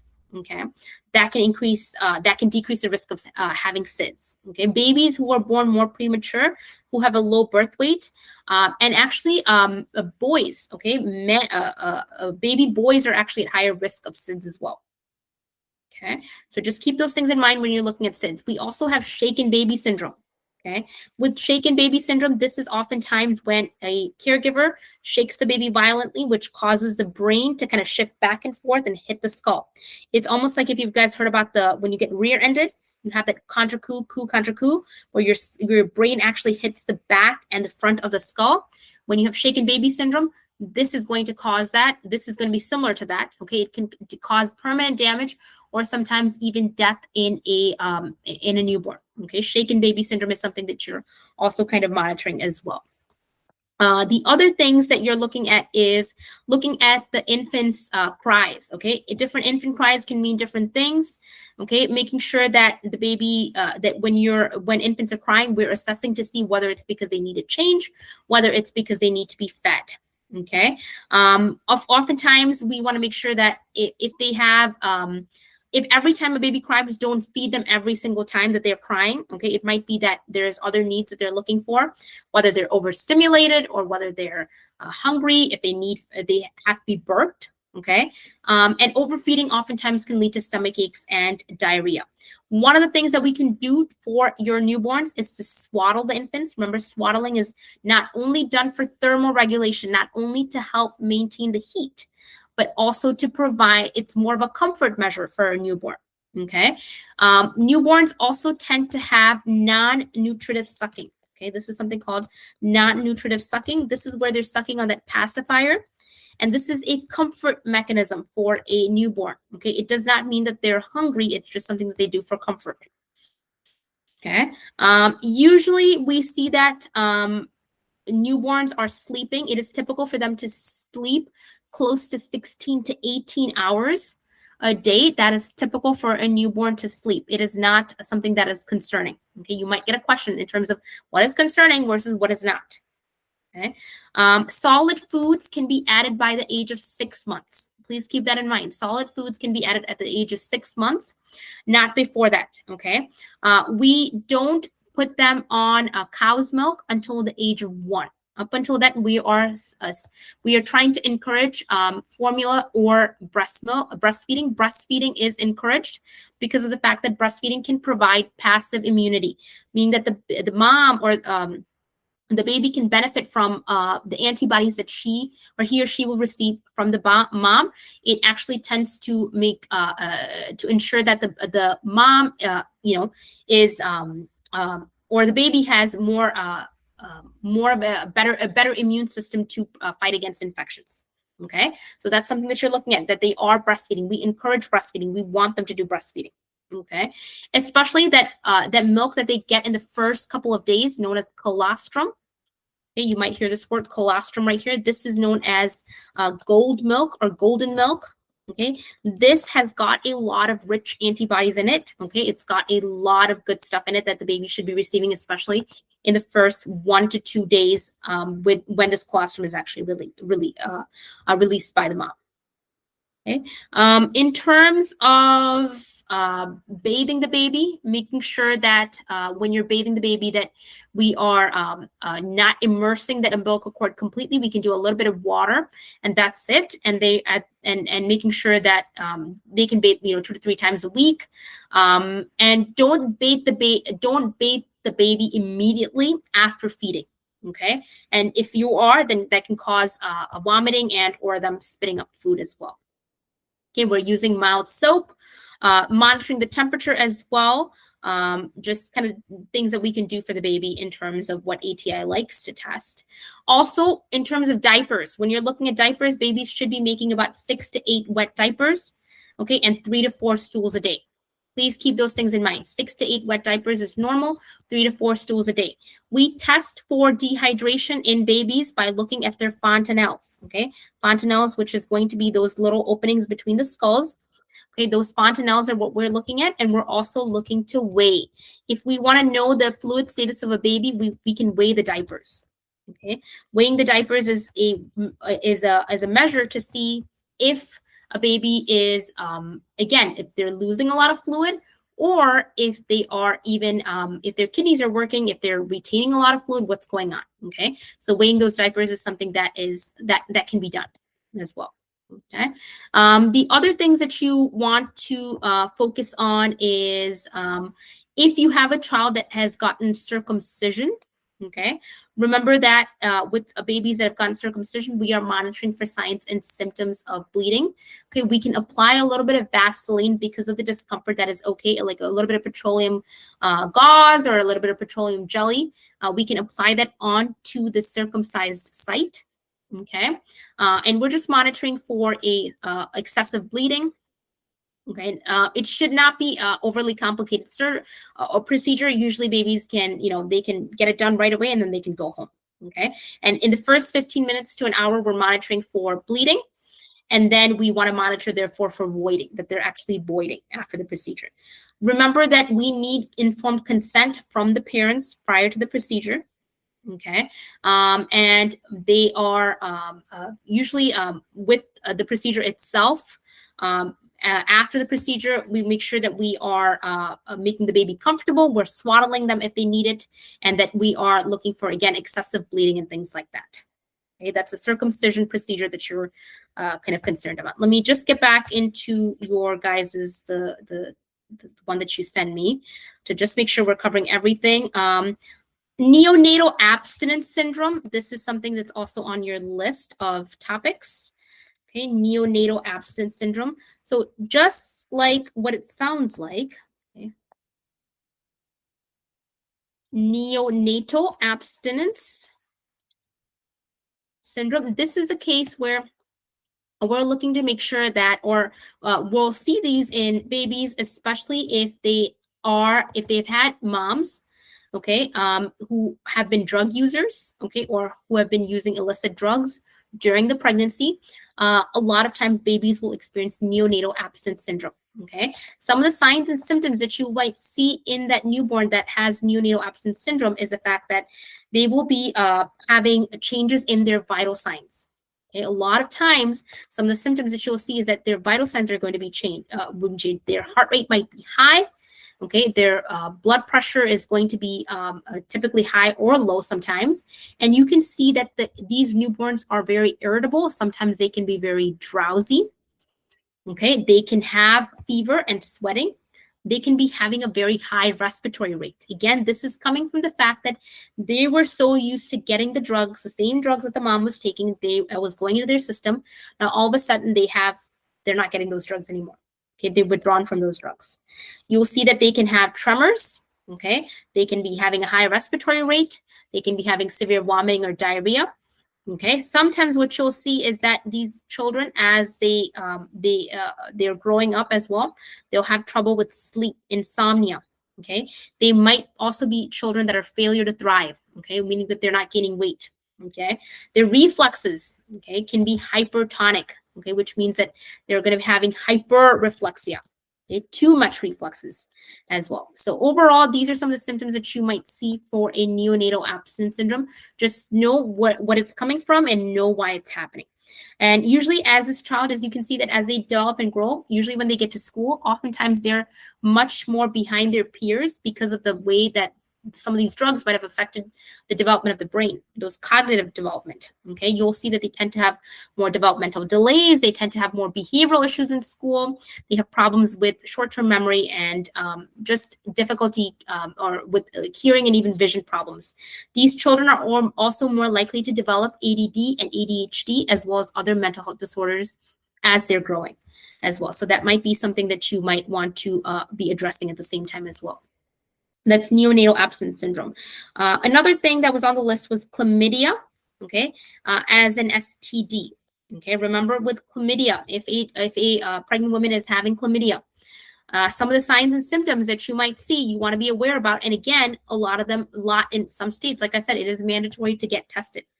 With chlamydia, chlamydia and often just recurrent STIs can cause increased risk of women developing ectopic pregnancy.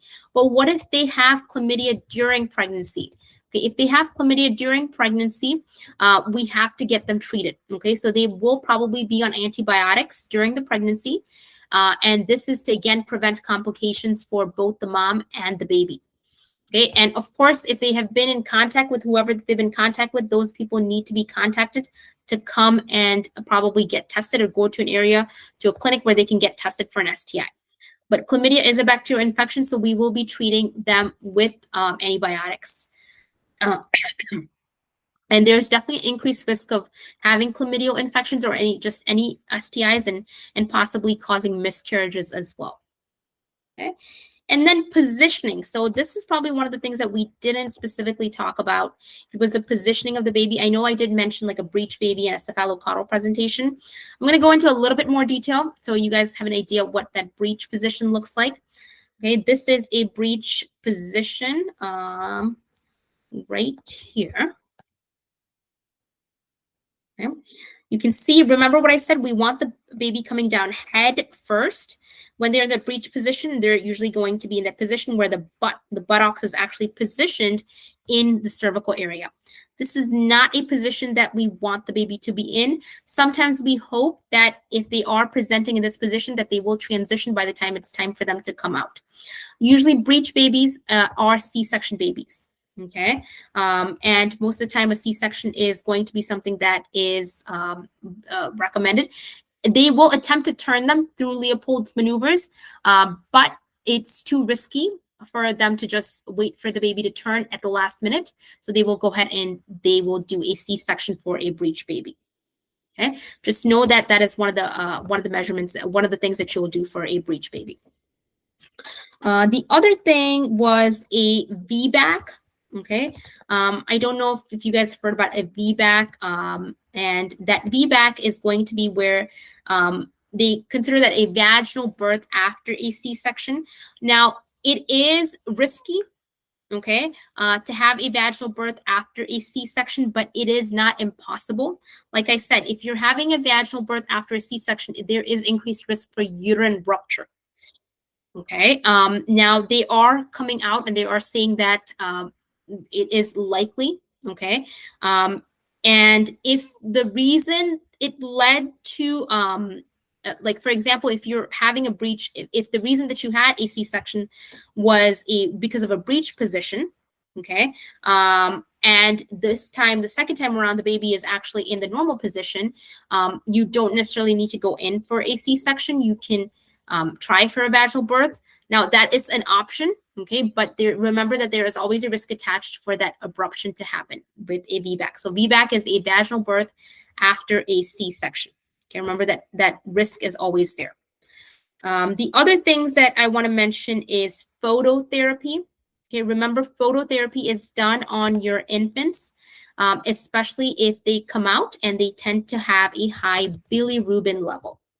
Okay, remember that phototherapy is where they have a UV light being directly onto shined onto the infant. Okay, and this is oftentimes used to correct that jaundice that they have. And jaundice we have from the high amount of bilirubin that has happened. Now you can have in terms of the different types of issues that you can have and why an infant might be receiving why they might be receiving phototherapy is because it could be because of the fact that their liver is actually not working. Okay, and the liver is not breaking down that bilirubin. It's not getting it out of the system. And now that bilirubin is building up in your system, it's going into your blood vessels, it's going to your bloodstream. That is something that is what we call pathological, okay? It's actually connected to an actual disease, okay? Now, you might have it just in general. Some babies, when they come out, they might have some kind of breakdown of their red blood cells, which is the reason why you get bilirubin. It's from the breakdown of the red blood cells. And they might have that, and they might just need a little bit of that UV treatment, and they should really be fine after that. Okay. And what it does is that it actually it actually allows the baby's liver to break down and then remove the bilirubin from the blood. That's the purpose of phototherapy. Okay, and you definitely need to know that in terms of phototherapy and how long they can receive it for. It really depends. Sometimes they'll require, it really only up to 5 to 7 days. Truly, if it's not anything serious, they should not be receiving it for more than 5 to 7 days. Okay, and sometimes it could be just 24 hours or less. Just like when they come in, they notice that there's more jaundice happening, they can do some phototherapy, but generally not more than a week or so. okay, that we're doing this therapy, this phototherapy here. Okay, the other things that I want to mention here is PKU. Okay, that's another one too. PKU. Okay, this is known as phenylketonuria. Okay, with phenylketonuria, this is something that's a kind of a genetic disorder. It's an inherited condition. Okay, this is where the body actually is it actually is a condition where you have the body actually is not able to break down something called phenylalanine. Okay, phenylalanine is a amino acid.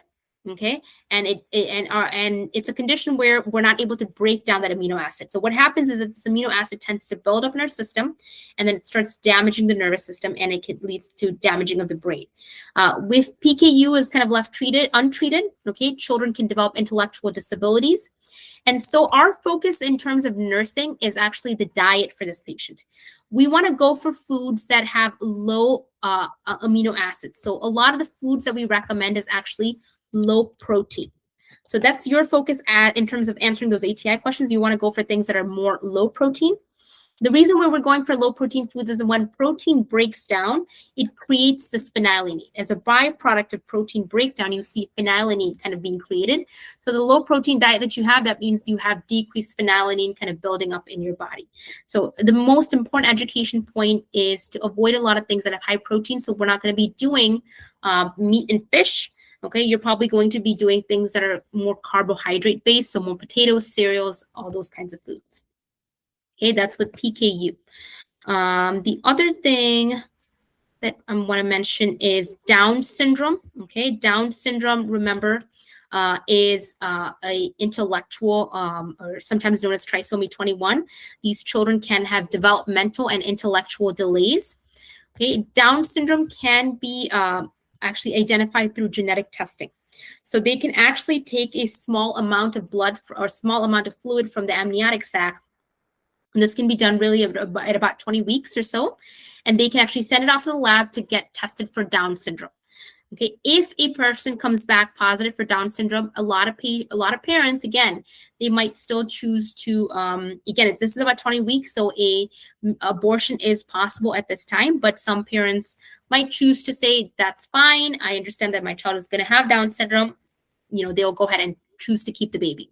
So remember that Down syndrome, they can test for Down syndrome at about 15 to 20 weeks, and it's also known as trisomy 21. Children that are Down syndrome tend to have developmental and intellectual delays throughout life. It does not get better. Okay, a lot of the times we have to get them occupational therapy, physical therapy, a lot of needs, a lot of disabilities that this could possibly have. The facial appearance of a child with Down syndrome, just a little bit of peds right here, is that they're going to have more of a ears that are more low set.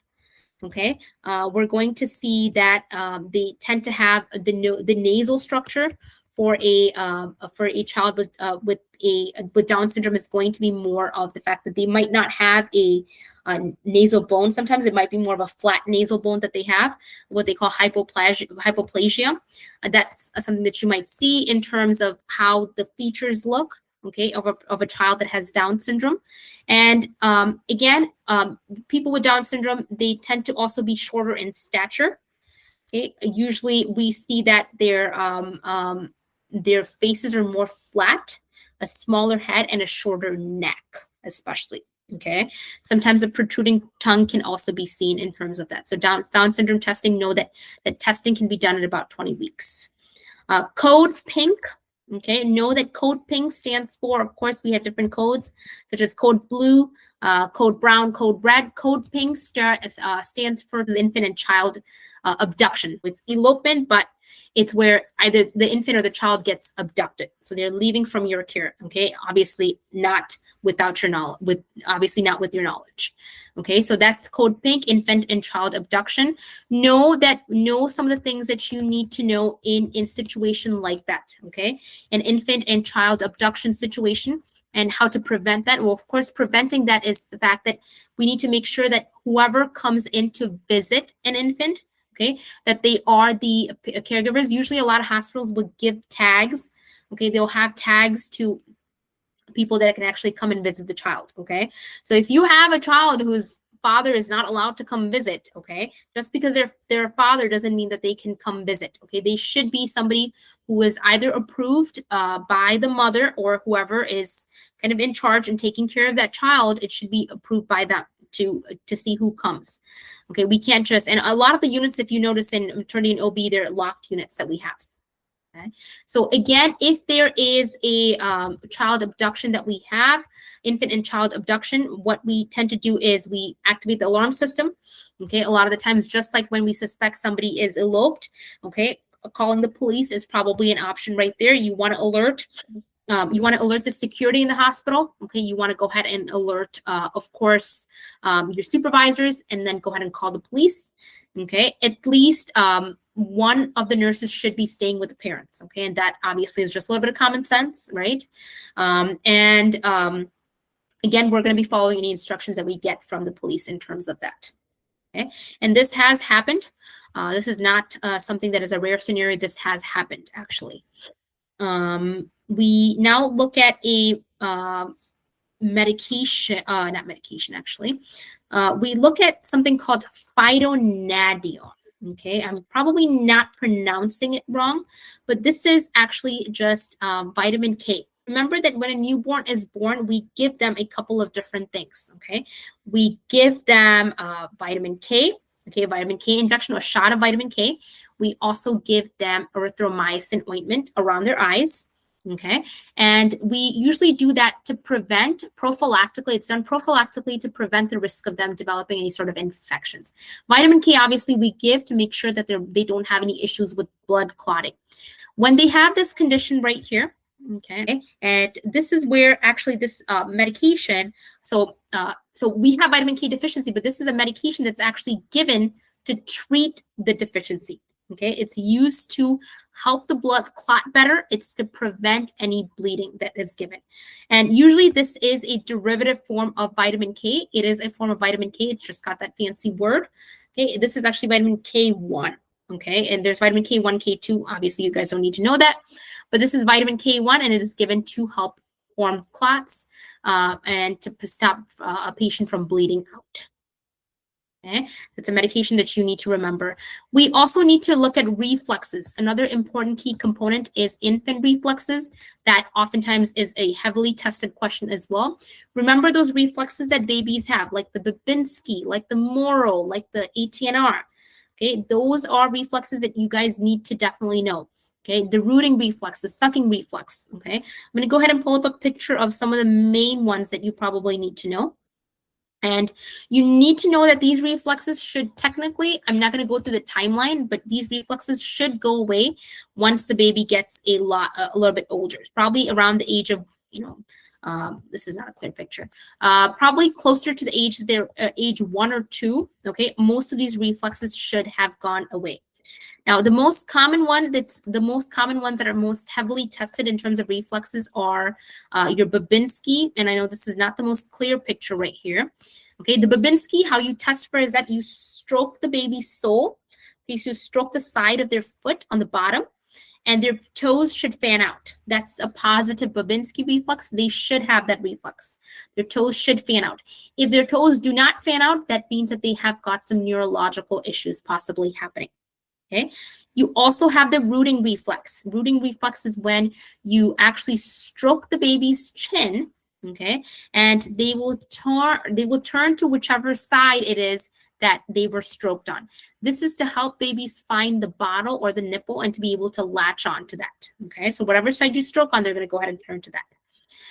Then we have your Moro reflex. This is a reflex that babies inherently have. It's when you lift up a baby and then you kind of pull them down really quickly, and their hands and legs kind of fan out, such as this.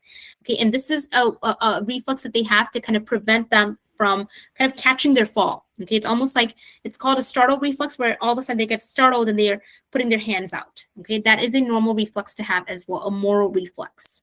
Now we have the sucking reflex. If you put anything into a baby's mouth, they're going to start sucking on it. Okay, that is again to kind of help them to survive out in the wild, to be able to get food. Okay, we have the tonic neck reflex. This is called the fencing reflex. You have the fact that they're whichever way. So if their head is turned this way, that arm on that side is going to be extended, and then this arm right here is going to be flexed. That is the tonic neck reflex. Okay, with the tonic neck reflex, this is a reflex that they have that actually allows them to come out of the birth canal. Okay, and it should go away before the age of 1. I'm not going to specifically go through timelines, just for the purpose of time, but this is something that you will see. You'll also see the palmar grasp reflex. All right, with the palmar grasp reflex, whatever you put into the baby's hand, okay, it's not because the baby likes you. Okay, this is just a reflex. Okay, whatever you put into the baby's palm, you put your hand there, they have an automatic reflex to kind of hold on to it really tight. Okay, this is probably the kind of the major reflexes that you need to know. You definitely need to know some of these because they will come back and they will be asking you if these are normal or if they are not. Okay, and that's reflexes right there. I'm going to go back and just make sure we are covering everything. And then 2 more minutes, I'm going to go ahead and just do a lot of questions, okay? Just purely questions to make sure that we have covered, we've covered a majority of everything that was on the list. I don't see anything that we haven't really covered. Anything specifically, if you guys would like me to cover on, please put it into the chat now. Okay, if you want me to cover anything specifically that you have questions about.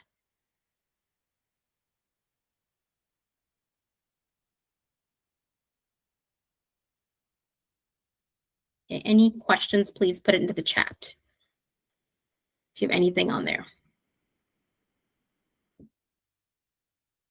Okay. No questions. If no questions, then I'm going to go ahead and I'm going to do some, I'm going to just go ahead and throw some multiple choice questions your guys' way, okay?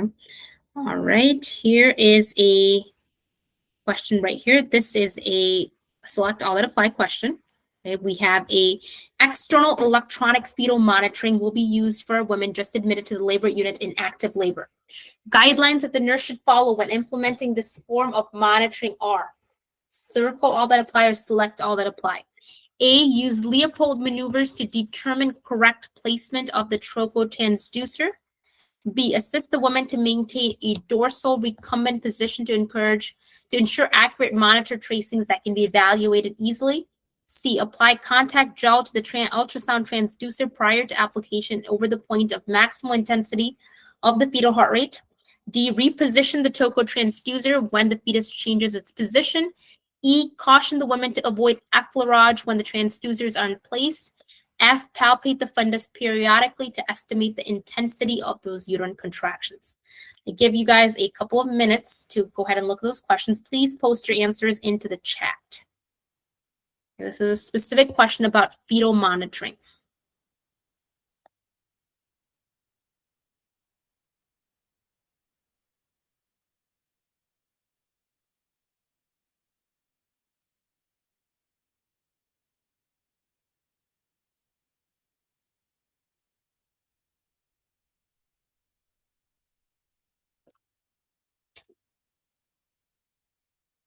Okay, I see one answer. Anybody else?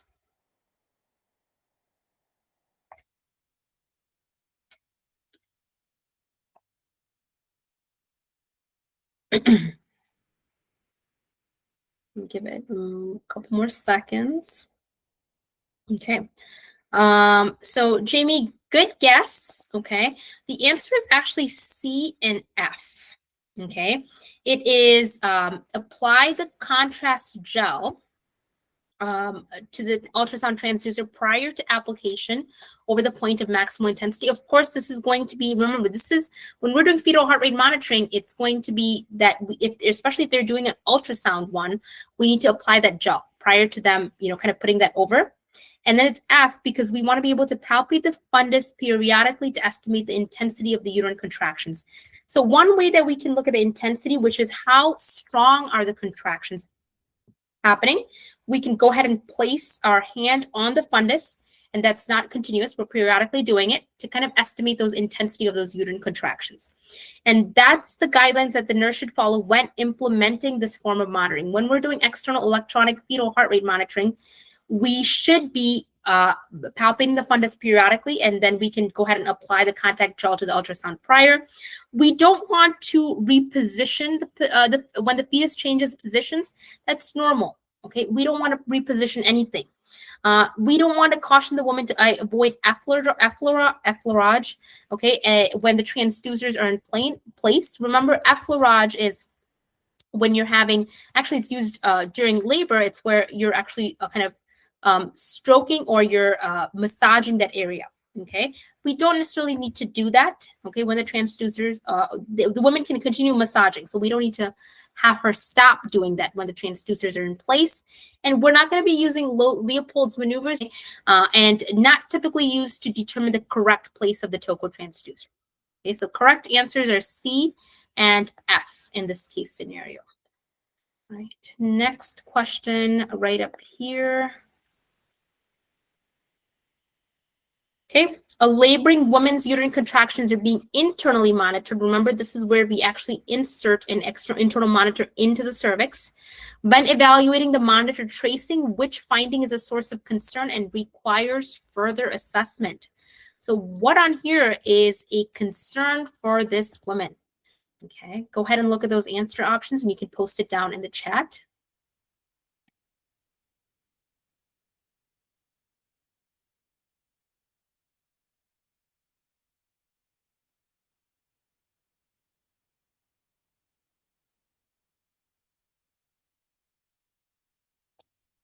Okay, and this is just a single answer, by the way. Just a single answer.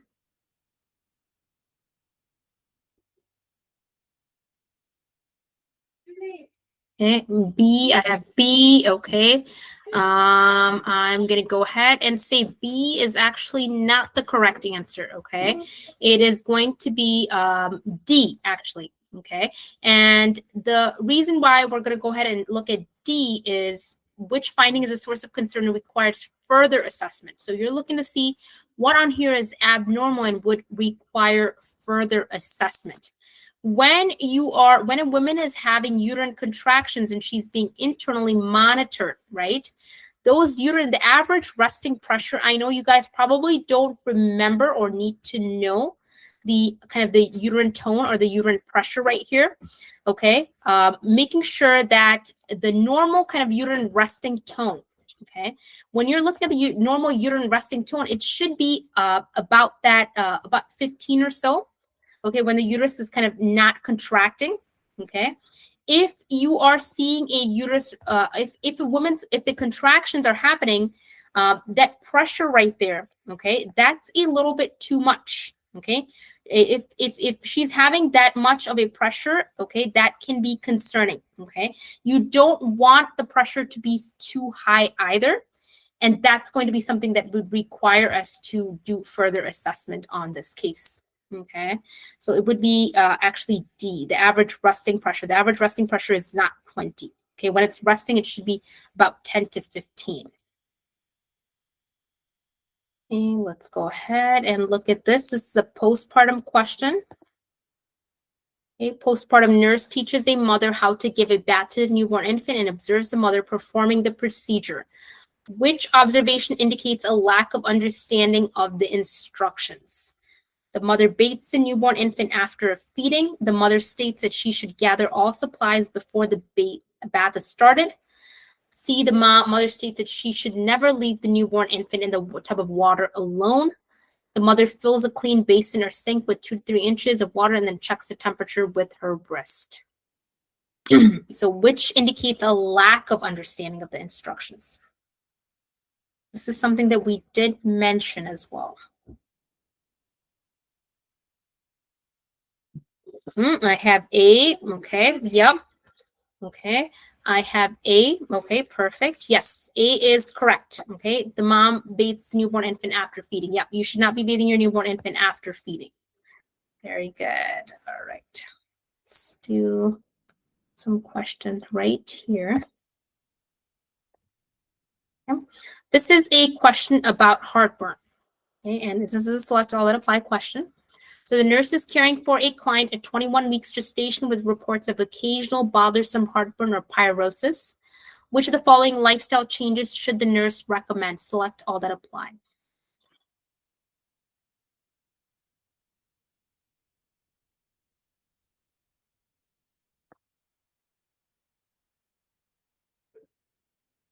Okay, select all that apply. All right, I have an A. Oh, no, that was from before. Okay. Okay, 1 and 4. Okay, I see a 1 and 4. All right, 1, 3, and 4. Okay.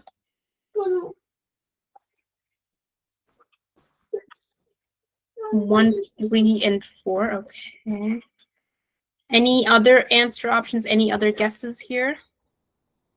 Okay. All righty, so the correct answer. Okay, so looking at number 1, avoid intake of dairy products, right? So we have a little bit more information here. Okay, so you don't necessarily need to avoid intake of dairy products, okay? Dairy products don't typically lead to heartburn, okay? And you actually want to get that dairy intake in because calcium is something that we need during pregnancy, okay? So A is not something that we would recommend. Drink large amounts of fluid with meals, okay? You want to make sure that you're drinking smaller amounts of fluid while eating, okay? Because a lot of times if you're drinking a large amount of fluid, what it can do is that it can cause some of that acid reflux to happen. Okay? Eating smaller, several small meals each day, absolutely. Okay, you want to go ahead and eat those smaller meals each day. Okay, again, it's going to make sure that you're not going to have that gastric reflux. Number 4, eliminate fried or fatty foods, of course. Okay, you want to go ahead and eliminate any fried or fatty foods. And that might also look at other things such as caffeine as a trigger factor, citrus, chocolate, spicy foods, tomatoes, carbonated drinks, peppermint. Okay, some of the things that you might possibly see, because ATI does like to ask food options or food questions as well, right? You want to avoid those dietary triggers. And number 5, lie down on the left side after meals. You do not want to lie down, okay? Especially if you have heartburn, you want to make sure you're sitting up at least 30 minutes, okay, after meals to make sure that the food actually goes down the digestive tract, that it's not going to back up, all right? And another added thing on here to avoid heartburn is to avoid a lot of tight-fitting clothing, okay? That's going to be another thing that you're going to be looking at. So the correct answers that we have is actually 3 and 4, okay? We don't necessarily need to avoid dairy products. Okay. Here is another question. The nurse has admitted a client at 39 weeks gestation who is scheduled for induction of labor due to oligohydroamnios. Remember what oligohydroamnios may be. When considering the induction for an indication for induction, the nurse should anticipate the need for what? Number 1, amnio infusion to alleviate cord compression. 2, forceps assisted vaginal birth. 3, intermittent fetal monitoring during labor. And number 4, oxytocic medication to prevent postpartum hemorrhage. Okay, so which ones can we actually take out right here? Okay, we can look at going and probably taking out number 4, okay, because this is not postpartum hemorrhage that we're looking at, okay? We can't just assume that she's going to develop postpartum hemorrhage just because, you know, she's going into, she's going to be we're going to be inducing her labor. Okay. The other things that we're looking at is the fact that also oxytocic medications. Okay. And especially where they're going to be used to prevent postpartum hemorrhage. So again, we're probably not going to be using that at this point. Okay. And also look at the condition that we have. We have oligohydroamnios. This is where we have a low amount of amniotic fluid. Okay. What is probably the best option that you have to help to kind of deal with that oligohydroamnios? So she's scheduled for induction of labor due to oligohydroamnios. When considering the indication for induction, what's something that the nurse can do? So if you know the answer, please post it in the chat.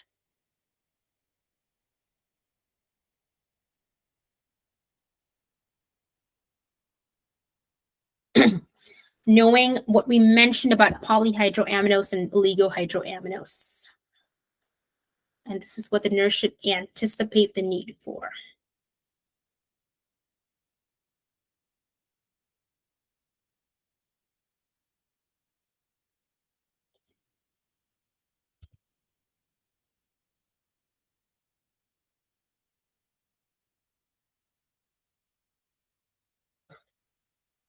Okay, the correct answer is amnio infusion, the first number one. Okay, I know some people might have jumped to number three, says intermittent fetal monitoring during labor. Okay, well, she's not in labor. They're trying to induce her for labor. Okay, so what do we do until they can induce her?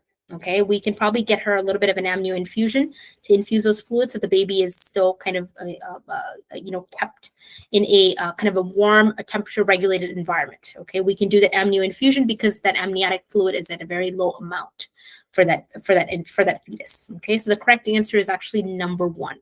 And that is also to prevent any cord compression happening. And that cord compression can happen also from the fact that when we have this low amount of fluid, remember the baby is kind of suspended in that fluid.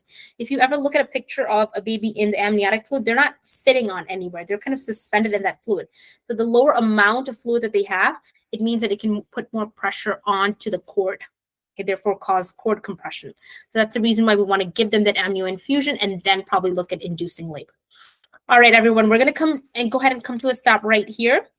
Okay, hopefully it was helpful. And I know we probably may not have been able to cover every single thing, but I feel that we covered a majority of it. And hopefully you guys are able to go ahead and do some review on your own as well.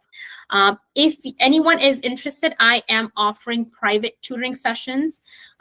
Feel free to take down my number. You can reach out to me if you guys need additional tutoring sessions, private tutoring sessions, or group tutoring sessions. I'm more than happy to reach students, preferably during the week and some weekends as well available. My number is down in the chat. Okay, my name is Jorly again. Feel free to send me a text message if you guys are interested. Okay, and of course, Jamie, thank you for coordinating, for your coordinating efforts. And I wish I could have done a little bit more of an extensive session, but I'm sure you guys are all kind of tired out just by this. Okay, so if you guys have any questions, let me know. Any questions, any concerns, any last minute anything, please feel free to post in the chat, or you can just kind of verbalize it right at this time as well. Okay. Nothing. Okay.